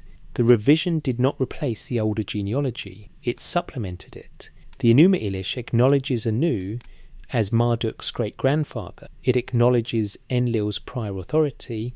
It does not erase the earlier gods. It recontextualizes them. They become part of a longer history, a history that culminates in Marduk's supremacy. The bloodline is extended, not overwritten. This matters for our investigation because it shows how the genealogical records were maintained and modified across time. The scribes who compiled the god lists, who copied the Anishkalwanum tablet series, who preserved the Sumerian creation myths alongside the Babylonian ones, they did not treat these as contradictory fictions that could be discarded at will. They treated them as different versions of the same history, versions that needed to be preserved even when they conflicted. If the Anunnaki family tree is a historical genealogy rather than mythology, then what we are seeing in the Enuma Elish is a dynastic revision, a later generation claiming authority by rewriting the records to emphasize their own lineage. This is not unusual in royal genealogies. Roman emperors invented divine ancestors. Chinese emperors traced their lineage to mythical sage kings. European monarchs claimed descent from biblical patriarchs. The manipulation of genealogy to justify power is a human universal. If the Anunnaki were real, we would expect their descendants to do the same. Marduk's son Nabu also rises to prominence during the Babylonian period. Nabu is the god of writing, wisdom, and scribal arts. His name means to proclaim or to name. He is depicted holding a stylus, the tool used to write cuneiform on clay tablets. His temple, called Izida, was located in the city of Borsippa, near Babylon. Nabu's cult was enormously popular. He was invoked by scribes, scholars, and kings who wanted wisdom and eloquence. Nabu's elevation alongside his father Marduk represents the consolidation of a new divine dynasty centered on Babylon. Marduk rules the cosmos. Nabu administers knowledge and communication. Together, they form a father-son duo that mirrors the earlier pairing of Anu and Enlil, but with authority centralized in Babylon rather than distributed across multiple cities. The Assyrians, northern rivals of Babylon, did not accept Marduk's supremacy. In Assyrian religious texts, the god Ashur, patron of the Assyrian capital, is given the supreme role. Some Assyrian versions of the Enuma Elish replace Marduk's name with Ashur's, retelling the same story but assigning the victory to a different god. This shows how malleable the narratives were, how they could be adapted to serve the political needs of different cities and dynasties. But beneath these political revisions, the underlying genealogical structure remains consistent. Ashur is not invented from nothing. He is integrated into the existing family tree, sometimes as a son of Enlil, sometimes as equivalent to Enlil, sometimes as a separate but related lineage. The family tree bends, but it does not break. New branches are added, older branches are recontextualized. But the core structure, descent from Anu, division among his children, the spreading of the bloodline across cities and territories, persists. What does this tell us? If these texts are mythology, the persistence of the genealogical framework is unremarkable. Myths have narrative structures that repeat. But if these texts are distorted historical records, the persistence is significant. It means the genealogy itself was considered factual, even when the stories surrounding it were revised. You could change who did what, who was supreme when, which city held power, but you could not change the bloodline. Marduk could claim supremacy, but he had to claim it as the son of Enki, grandson of Anu. He could not invent a new lineage. He had to work within the existing structure. The Enuma Elish also introduces a creation of humanity that differs slightly from earlier accounts. In the Babylonian version, after Marduk defeats Tiamat and establishes the cosmic order, the gods complain that they still have to labour, maintaining the rivers, building cities, tending the fields. Marduk proposes creating humans to do the work. Enki suggests using the blood of Kingu, Tiamat's consort and general, who led her army against the gods. Kingu is executed. His blood is mixed with clay. Humanity is fashioned. And the purpose is explicit. Let him be burdened with the toil of the gods, that they may freely breathe. This is the same basic narrative as the Atrahasis epic, humans created from divine blood and clay to serve as labourers, but now Marduk is credited with the initiative, and Kingu's blood replaces the unnamed god of the earlier version. The genealogical implication is subtle but important. Humans carry the blood of Kingu, a divine being who rebelled against the Anunnaki and lost. Humanity is made from the essence of a defeated enemy, not from the bloodline of the ruling gods. This distances humans genealogically from the Anunnaki, emphasizing their subordinate status. But this creates a tension with other texts that describe intermarriage between gods and humans, gods taking human lovers, demigod offspring who become kings. If humans are made from rebellious divine blood, are they entirely separate from the Anunnaki, or do they carry a diluted version of the same essence? The texts do not resolve this, but the ambiguity allows for the possibility that the boundary between Anunnaki and human is permeable, that the bloodlines can and do mix, that some humans carry more of the divine essence than others.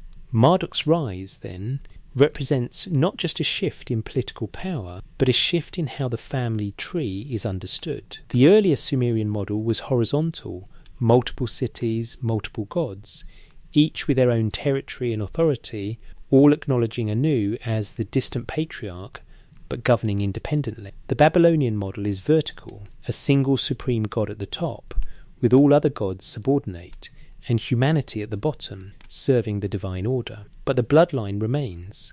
Marduk does not erase his ancestors. He claims to fulfill their will. He positions himself as the rightful heir, the one who completed what earlier generations began. And this claim requires acknowledging the genealogy, tracing his authority back through Enki, through Anu, through the primordial generations, all the way to the beginning. The family tree bends toward Babylon, but its roots remain in Sumer. And as we trace those roots further, as we move from the second generation to the third and beyond, we will see the bloodlines spread across Mesopotamia, each city claiming its own divine patron, each patron claiming descent from Anu. The Anunnaki are no longer a small group of siblings dividing the world. They are an extended family, a dynasty, a network of bloodlines that govern every major city in Mesopotamia. And at some point, that network intersects with human kingship. The gods take human lovers. The kings claim divine ancestry. The boundary between Anunnaki and human dissolves into a spectrum, a gradation, a question of degree rather than kind. But before we reach that intersection, we must understand who the Anunnaki were collectively, because the term Anunnaki does not refer to all gods. It refers to a specific group, a specific rank, a specific category within the divine hierarchy. And there is another group, the Igigi, who are mentioned alongside them, sometimes as subordinates, sometimes as a separate class. The god lists organise these categories with bureaucratic precision, and that organisation may reveal something about how the bloodline was structured, how authority was distributed, and what it meant to be called Anunnaki. The Anunnaki is a collective. The term Anunnaki appears hundreds of times across Sumerian, Akkadian, and Babylonian texts, spanning nearly 3,000 years. It is written in cuneiform as Anunnaki, or Anunnakine in Sumerian, translated into Akkadian as Anunnaku or Anunnaki. The term is grammatically plural. It does not refer to a single individual, but to a group. The literal meaning is those of royal blood, or those descended from An and Enlil, with Ki indicating of the earth, or those who came to earth. But not all gods are called Anunnaki. The god lists distinguish between different ranks and categories of divine beings. Some are explicitly labelled Anunnaki. Others are called E.g., a separate group, sometimes described as younger gods, sometimes as gods who labour, sometimes as gods of heaven, in contrast to the Anunnaki of earth and underworld. The distinction is not always clear, and texts from different periods use the terms in different ways, but the underlying implication is that God is a category with internal hierarchies. In early Sumerian texts from the 3rd millennium BC, the term Anunna without the key refers to the great gods, the most powerful deities, those who make decisions, who decree fates, who govern the cosmos. These are the children and grandchildren of An. They are the ones who sit in divine assembly, who judge disputes, who allocate resources and territories. In some contexts, the Anunna seems synonymous with the gods who matter, excluding minor deities, local spirits, and the vast number of lesser divine beings that populate Mesopotamian religious texts. But by the Akkadian period, 3rd millennium, the term Anunnaki begins to take on more specific connotations. In the Epic of Gilgamesh, the Anunnaki are associated with the underworld. When the flood comes, the Anunnaki are terrified and retreat to the highest heavens. When Enkidu dies, he descends to the House of Dust, where the Anunnaki dwell in darkness. In the Descent of Inanna, the Anunnaki are described as sitting in judgment in Ereshkigal's throne room. This association, Anunnaki with the underworld, is not universal, but it is persistent enough in later texts to suggest a shift in meaning. Where Anunna in early Sumerian sources referred to the great gods generally, Anunnaki in later Akkadian and Babylonian sources often refers specifically to underworld gods, or to the collective of gods who judge the dead, or to a category of divine beings who are powerful but subordinate to the supreme gods of heaven. The god list Anscoanum attempts to organise this complexity. The first 4 tablets of the list are devoted to the major gods and their courts: Anu, Enlil, Ninhursag, Enki, Sin, Shamash, Adad, Ishtaran, Nergal, and others. These are the Anunnaki proper, the great gods who govern specific domains, who have major cult centres, who receive royal offerings. The list includes their spouses, their children, their attendants, their associated deities. It is a genealogical map, a governmental org chart, and a theological encyclopedia all at once. But later tablets in the Anunnaki Anum series include hundreds of additional divine names, minor gods, local deities, protective spirits, personifications of abstract concepts. Some of these are clearly subordinate to the major gods, listed as servants or attendants. Others are obscure figures whose function is unclear. Many appear nowhere else in the surviving literature. The compilers of the list were attempting to document the entire divine bureaucracy, not just the prominent members. The outranked database, maintained by the University of Pennsylvania, describes the Anunnaki as a group of gods in the Mesopotamian pantheon, and notes that later on it is sometimes used to describe the underworld gods as opposed to the gods of heaven and earth. The database also notes that the term can be used interchangeably with the great gods in some contexts, while in others it refers to a specific subset of deities distinct from the Igigi. The Igigi are even more poorly defined. In some texts, they are described as the younger gods who labour, digging canals, carrying loads, maintaining the infrastructure of the cosmos. In the Atrahasis epic, it is the Igigi who complain about their labour and threaten rebellion, leading to the creation of humans to replace them. But in other texts, the Igigi are gods of heaven, while the Anunnaki are gods of earth and underworld. And in still other contexts, the terms seem interchangeable, used simply to mean the gods without a clear distinction. The confusion may reflect changes in religious organisation over time. As Mesopotamian civilization evolved, as cities rose and fell, as dynasties changed and cults merged, the terminology shifted. What Anunnaki meant in 2500 Basuma may not be what it meant in 1200 BC Babylon. But the persistence of the term across such a long span suggests it referred to something real, a category that mattered, even if its precise boundaries were disputed or fluid. If we read the texts as genealogical rather than mythological, one possible interpretation is that Anunnaki refers to the direct descendants of Anu through the primary line, the children, grandchildren, and great-grandchildren who inherited significant authority and territory. The Igigi then might refer to a subordinate line, perhaps descendants through secondary marriages, or the offspring of Anunnaki and non-Anunnaki unions, or simply junior members of the extended family who had not yet inherited major responsibilities. This would mirror the organisation of human royal families, where the sons of the king by his primary wife inherit the throne and the major titles, while the sons of secondary wives or concubines receive lesser positions, land grants, or administrative roles. The bloodline remains divine, but the authority is graded. The texts describe the Anunnaki as gathering in assembly to make decisions. This is not metaphorical. The tablets record specific procedures, the gods convene, a proposal is made, the gods debate, and a decree is issued.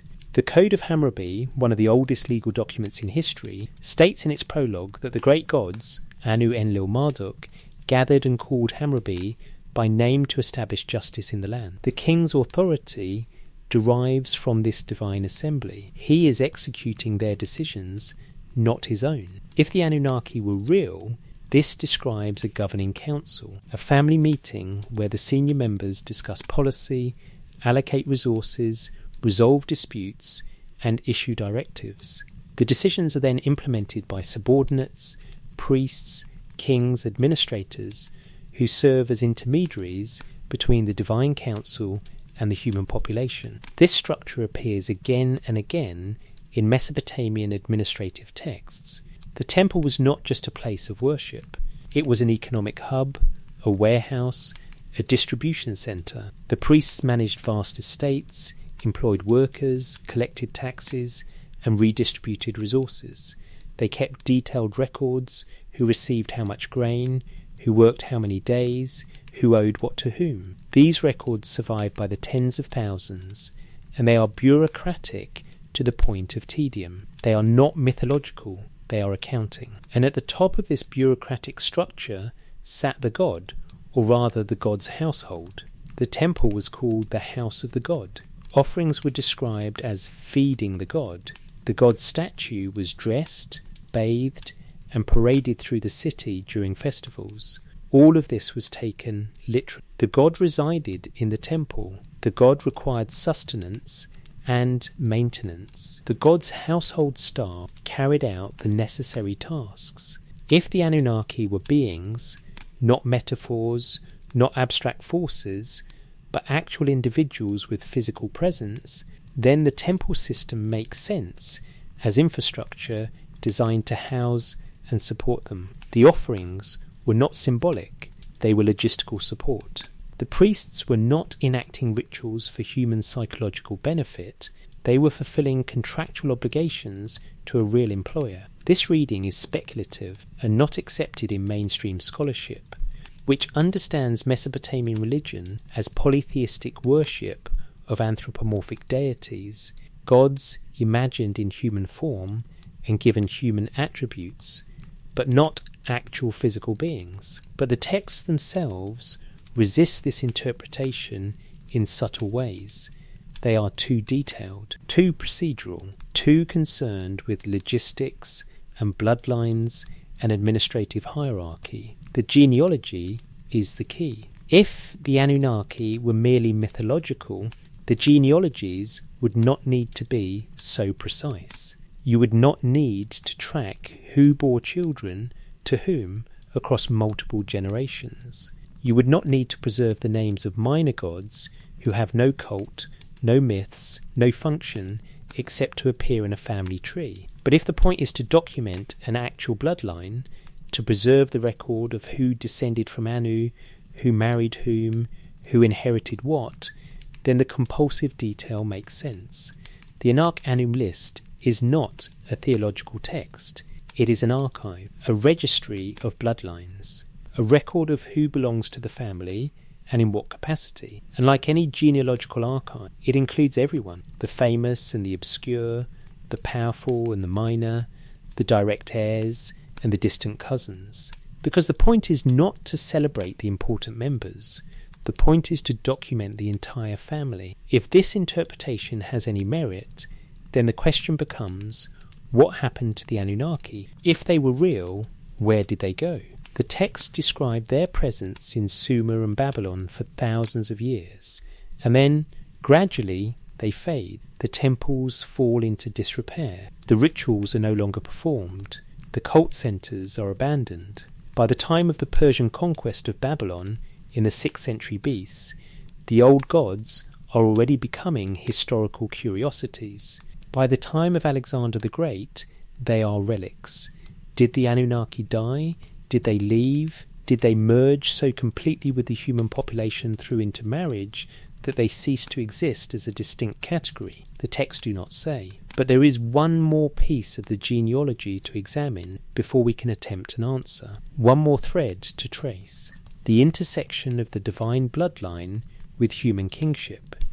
Because if the Anunnaki were real, and if they intermarried with humans, then some living people carry their genes. Some bloodlines trace back, however distantly, to Anu. And the evidence for that claim is preserved in the most peculiar document in all of Mesopotamian literature, the Sumerian king list. The king list anomaly. The Well-Blundell prism, catalogued as WB444, sits in the Ashmolean Museum at Oxford University. It is a clay prism roughly 8 inches tall, inscribed on all 4 sides with columns of cuneiform text. The document is known to scholars as the Sumerian king list, a chronological record of the rulers of Sumer and Akkad, arranged by city and dynasty, extending backward from the historical period into a time the text describes as before the flood.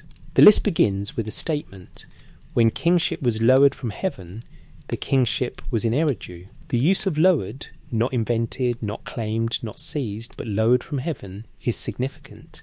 Kingship is described as a divine gift, something that descends from the gods to the human realm. And the first city to receive it was Eridu, the city of Enki, the oldest settlement in Sumer. The text then lists the first kings.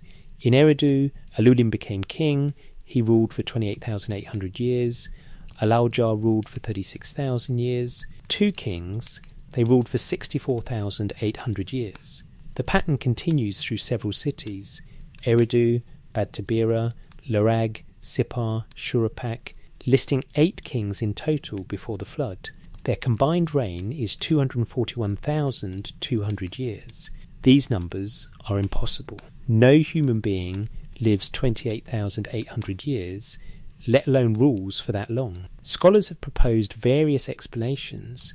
The numbers are symbolic, representing not actual years, but some other unit of time.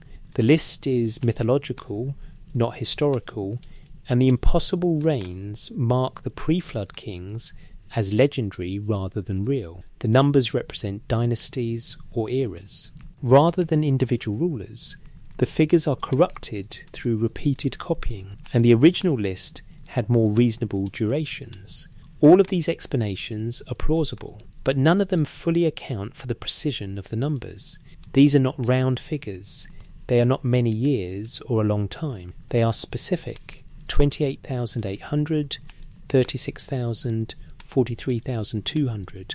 The numbers are consistently divisible by 3,600, a figure that had special significance in Sumerian mathematics, known as a sar, the largest counting unit in their sexagesimal 60 system. If we treat the list as a corrupted record, a historical document whose numbers have been distorted through transmission or misunderstood through changes in measurement systems, what kind of distortion would produce these results?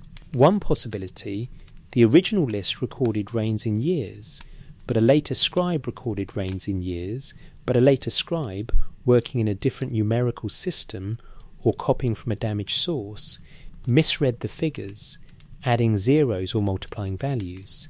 Another possibility: the reigns were originally recorded in a different unit, lunar months, seasons, or some other calendar measure, and were later converted incorrectly into years. But there is a third possibility, one that mainstream scholarship does not seriously entertain. The numbers are accurate, but they do not describe human rulers. If the pre-flood kings were Anunnaki, or part Anunnaki hybrids with extended lifespans, then the impossibly long reigns become less impossible. They remain extraordinary, but they shift from mythological to biological, a different species with a different lifespan ruling before the human-only dynasties began. The text itself suggests a break at the flood. After listing the 8 pre-flood kings and their enormous reigns, the list states, then the flood swept over. After the flood, kingship is lowered from heaven again, this time to the city of Kish. But now, the reigns become shorter. Still extraordinary by modern standards, some kings rule for hundreds of years, but not tens of thousands. And as the list progresses forward in time, the reigns continue to decrease. By the time we reach the historically verified kings of the 3rd millennium BC, rulers whose names appear in archaeological records, whose monuments have been excavated, the reign lengths are plausible: 20 years, 30 years, 45 years.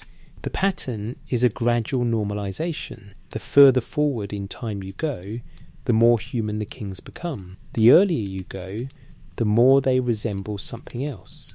And the breakpoint, the flood, marks the transition. This flood is not unique to the king list. It appears in the Eridu Genesis, the Atrahasis epic, the Epic of Gilgamesh, and eventually in the biblical account of Noah. In every version, the flood is sent by the gods to destroy humanity, and one man is warned and survives by building a boat. After the flood, the world is repopulated, but something has changed. In the Sumerian versions, kingship must be re-established. The cities must be rebuilt. The relationship between gods and humans is renegotiated. If the flood represents a real catastrophic event, and geological and archaeological evidence does suggest massive flooding in Mesopotamia around 2900 BC, then the king list may be documenting a transition from one kind of governance to another. Before the flood, rulers with impossibly long reigns, possibly Anunnaki or their direct offspring. After the flood, rulers with decreasing lifespans, representing the gradual dilution of the divine bloodline through successive generations of intermarriage with purely human populations. The king list explicitly identifies some post-flood kings as demigods. Gilgamesh, the famous king of Uruk, is described in the Epic of Gilgamesh as 2/3 divine, 1/3 human. His mother was the goddess Ninsun, his father was Lugalbanda, a mortal king. This makes Gilgamesh a hybrid, part Anunnaki, part human, and the text treats this as literal fact, not metaphor. Gilgamesh is stronger than normal humans, lives longer, can withstand hardships that would kill ordinary men. He is a demigod, not in the abstract, but in the biological sense. He possesses attributes of both lineages. Other kings claim similar ancestry. Royal inscriptions frequently reference divine parentage, son of Enlil, beloved of Inanna, chosen by Shamash. Some of these claims are clearly rhetorical, emphasizing divine favour rather than biological descent, but others specify maternal or paternal lineage in ways that suggest literal kinship. A king does not merely serve Inanna, he is born of her bloodline. He does not merely worship Enlil, he descends from Enlil's family. If the Anunnaki were real, this intermarriage would explain how their bloodline persisted even as they themselves withdrew or diminished in presence. The genes would continue through human descendants, diluted, increasingly recessive, but present. And kingship would be the mechanism by which that bloodline was preserved and concentrated. Royalty does not marry randomly. Royal families intermarry to maintain purity of lineage, to consolidate power, to preserve inherited traits. If divine ancestry conferred real advantages, longer life, greater strength, enhanced intelligence, then kings would have every incentive to marry others with similar ancestry, creating dynasties that maintained as much of the Anunnaki bloodline as possible. This is speculation, but it is speculation grounded in what the texts actually say. They say the gods took human wives. They say some humans were born of divine fathers. They say kingship was a divine gift, lowered from heaven, pass through bloodlines that trace back to Anu. They say all of this repeatedly, consistently, across thousands of years and hundreds of texts. The only question is whether we take them literally or metaphorically. Bloodlines and human kingship. The city of Uruk, in its height during the 4th and 3rd millennia BCA, was home to perhaps 50,000 people, an extraordinary population for its time, making it one of the largest cities in the world.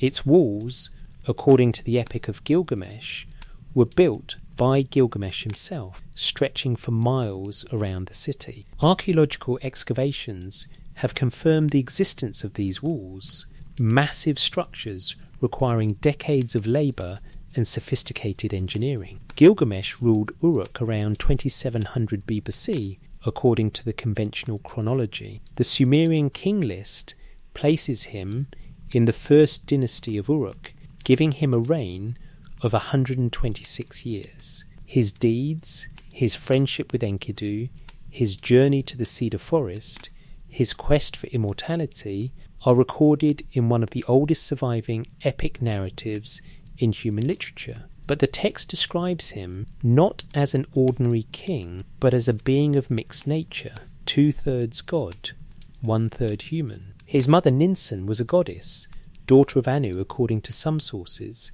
associated with wisdom and dream interpretation. His father, Lugalbanda, was a mortal king, though himself described in texts as having divine protection and extraordinary abilities.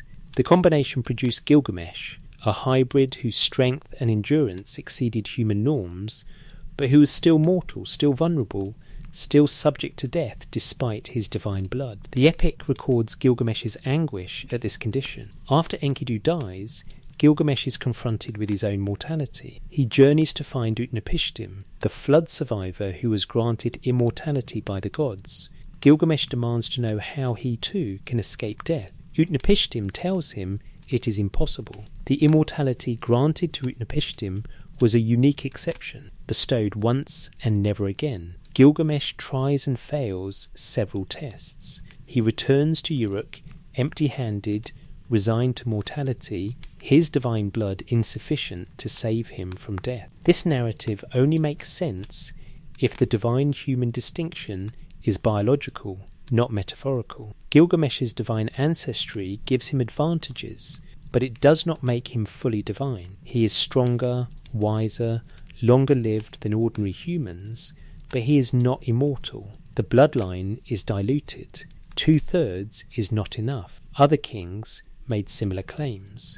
Gudea, ruler of the city-state Lagash, around 2144-2124 BCE, commissioned numerous statues of himself with inscriptions describing his relationship to the gods. He was called Shepherd Chosen by Ningirsu, a war god identified with Ninurta, son of Enlil. Gudea's inscriptions describe dreams in which the gods spoke to him directly, giving him architectural plans for temples, instructing him in governance.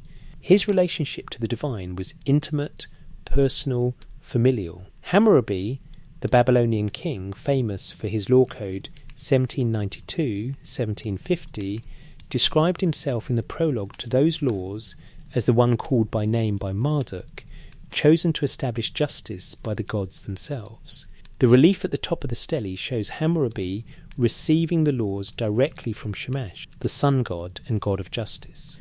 The symbolism is explicit. Hammurabi's authority derives from divine delegation. He is implementing the will of the gods, not his own. But many royal inscriptions go further than delegation. They claim kinship. Kings of Ur identified themselves as sons of Nana, the moon god. Kings of Uruk claimed descent from Inanna. These were not merely titles or religious flattery. They were genealogical claims, assertions that the royal bloodline traced back through human and divine ancestors to the Anunnaki themselves. If these claims are taken literally, then human kingship in Mesopotamia was never purely human. It was always a hybrid institution, with rulers whose legitimacy derived from carrying, however distantly, the blood of Anu. The institution of sacred kingship, widespread across ancient civilizations, may have originated not as religious symbolism, but as biological fact, certain families possess traits inherited from a non-human ancestor species, and those traits made them suitable to rule. This interpretation remains speculative and is not endorsed by mainstream scholarship. But it explains aspects of ancient kingship that otherwise seem puzzling. The obsessive attention to royal genealogy, the prohibition against commoners ascending to the throne, the practice of royal incest and dynastic intermarriage, the belief that kings possessed special qualities, wisdom, strength, divine favour that ordinary people lacked. If those qualities were genetic, inherited from an Anunnaki ancestor, then all of these practices make practical sense. They are methods for preserving and concentrating a valuable bloodline. 3 ways to read a family tree. We have traced the family tree from its roots, Apsu and Tiamat and Enki, through the first generation of Anu's children, Enlil, Enki, Ninasag, through the second generation, Nana, Utu, Inanna, Ereshkigal, into the branches that spread across Mesopotamia and, eventually, into human kingship. The tablets document this genealogy with remarkable consistency across thousands of years. They preserve names, relationships, offspring, marriages, territorial assignments, conflicts and successions.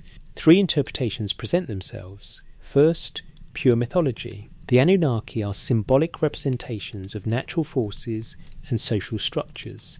Anu is the sky, Ki is the earth, Enlil is the storm, Enki is water. Their relationships allegorize cosmic processes.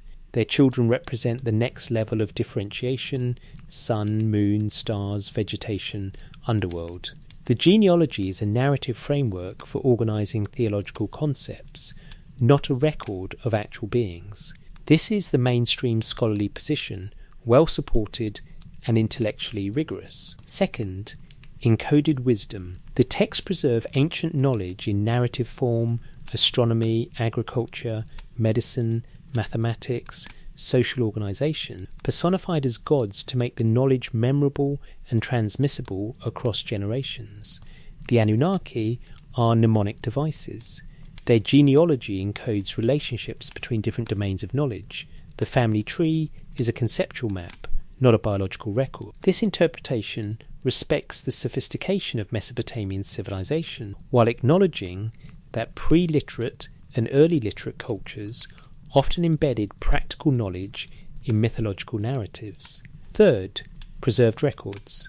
The texts document an actual non-human or advanced human civilization that ruled Mesopotamia in prehistoric times. The Anunnaki were real beings, whether extraterrestrial, a technologically advanced indigenous species, or the survivors of an earlier global civilization now lost.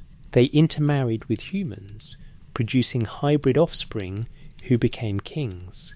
The impossibly long lifespans in the king list reflect genuine biological differences. The detailed genealogies exist because bloodline mattered in determining authority, ability and status. Over centuries, the bloodline diluted through intermarriage until the Anunnaki disappeared as a distinct category, leaving only their texts, their architecture, and their genetic legacy in certain human lineages. Each interpretation has strengths and weaknesses. The first is safest, most compatible with modern scientific understanding, least likely to veer into pseudoscience. The second honours the intelligence of ancient peoples while avoiding supernatural claims. The third takes the texts at face value but requires extraordinary claims about human prehistory. What is undeniable is this: someone in ancient Mesopotamia cared deeply about preserving these genealogies. Someone copied them century after century, even when the gods were no longer actively worshipped. Someone organised them into systematic lists, cross-referenced variants, maintained archives. The Ansklik Anum God list represents hundreds of hours of scholarly labour, compiling, organising, preserving relationships and names. Why? If it was pure fiction, why such precision? If it was encoded knowledge, why frame it as bloodlines rather than principles? And if it was a historical record, why did later civilizations Persians, Greeks, Romans dismiss it as mythology, perhaps because by the time those later civilizations arrived, the Anunnaki were already gone, and the texts had indeed become mythology. Or perhaps because acknowledging the texts as history would require acknowledging that human civilization was not the first, or only, or most advanced intelligence on this planet. That is a disturbing thought. It is easier to call it myth.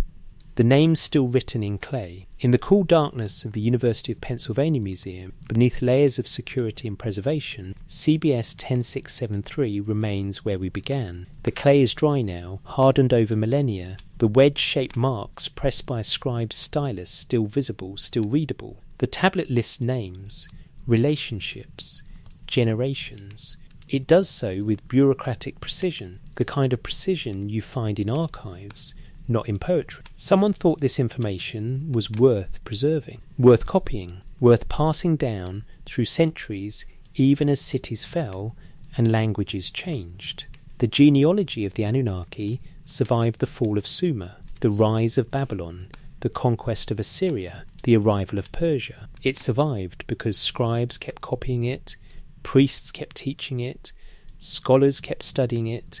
What were they preserving? A mythology? Perhaps. A cultural memory? Possibly. A historical record? We may never know for certain. What we do know is this. The tablets describe a family tree that begins with beings called Anunnaki, children of Anu, descended from sky and earth, who divided the world among themselves, who governed cities, who created humanity, who intermarried with humans, and whose bloodlines spread across Mesopotamia until it became indistinguishable from human kingship itself. Whether that description is literal history, symbolic narrative, or something in between, the texts insist on one thing: the bloodline mattered. Who descended from whom? Who bore children to whom? Who inherited authority from whom? Somewhere in that insistence lies a truth about how the ancients understood themselves, their rulers, their origins. Whether the Anunnaki were gods, kings, aliens, or memories of something older than recorded history, the Sumerians believed they were real. They preserved their names with the same care we preserve the names of our own ancestors. They mapped their family tree with the precision of genealogists documenting royalty. And on clay tablets in museums around the world, that family tree remains.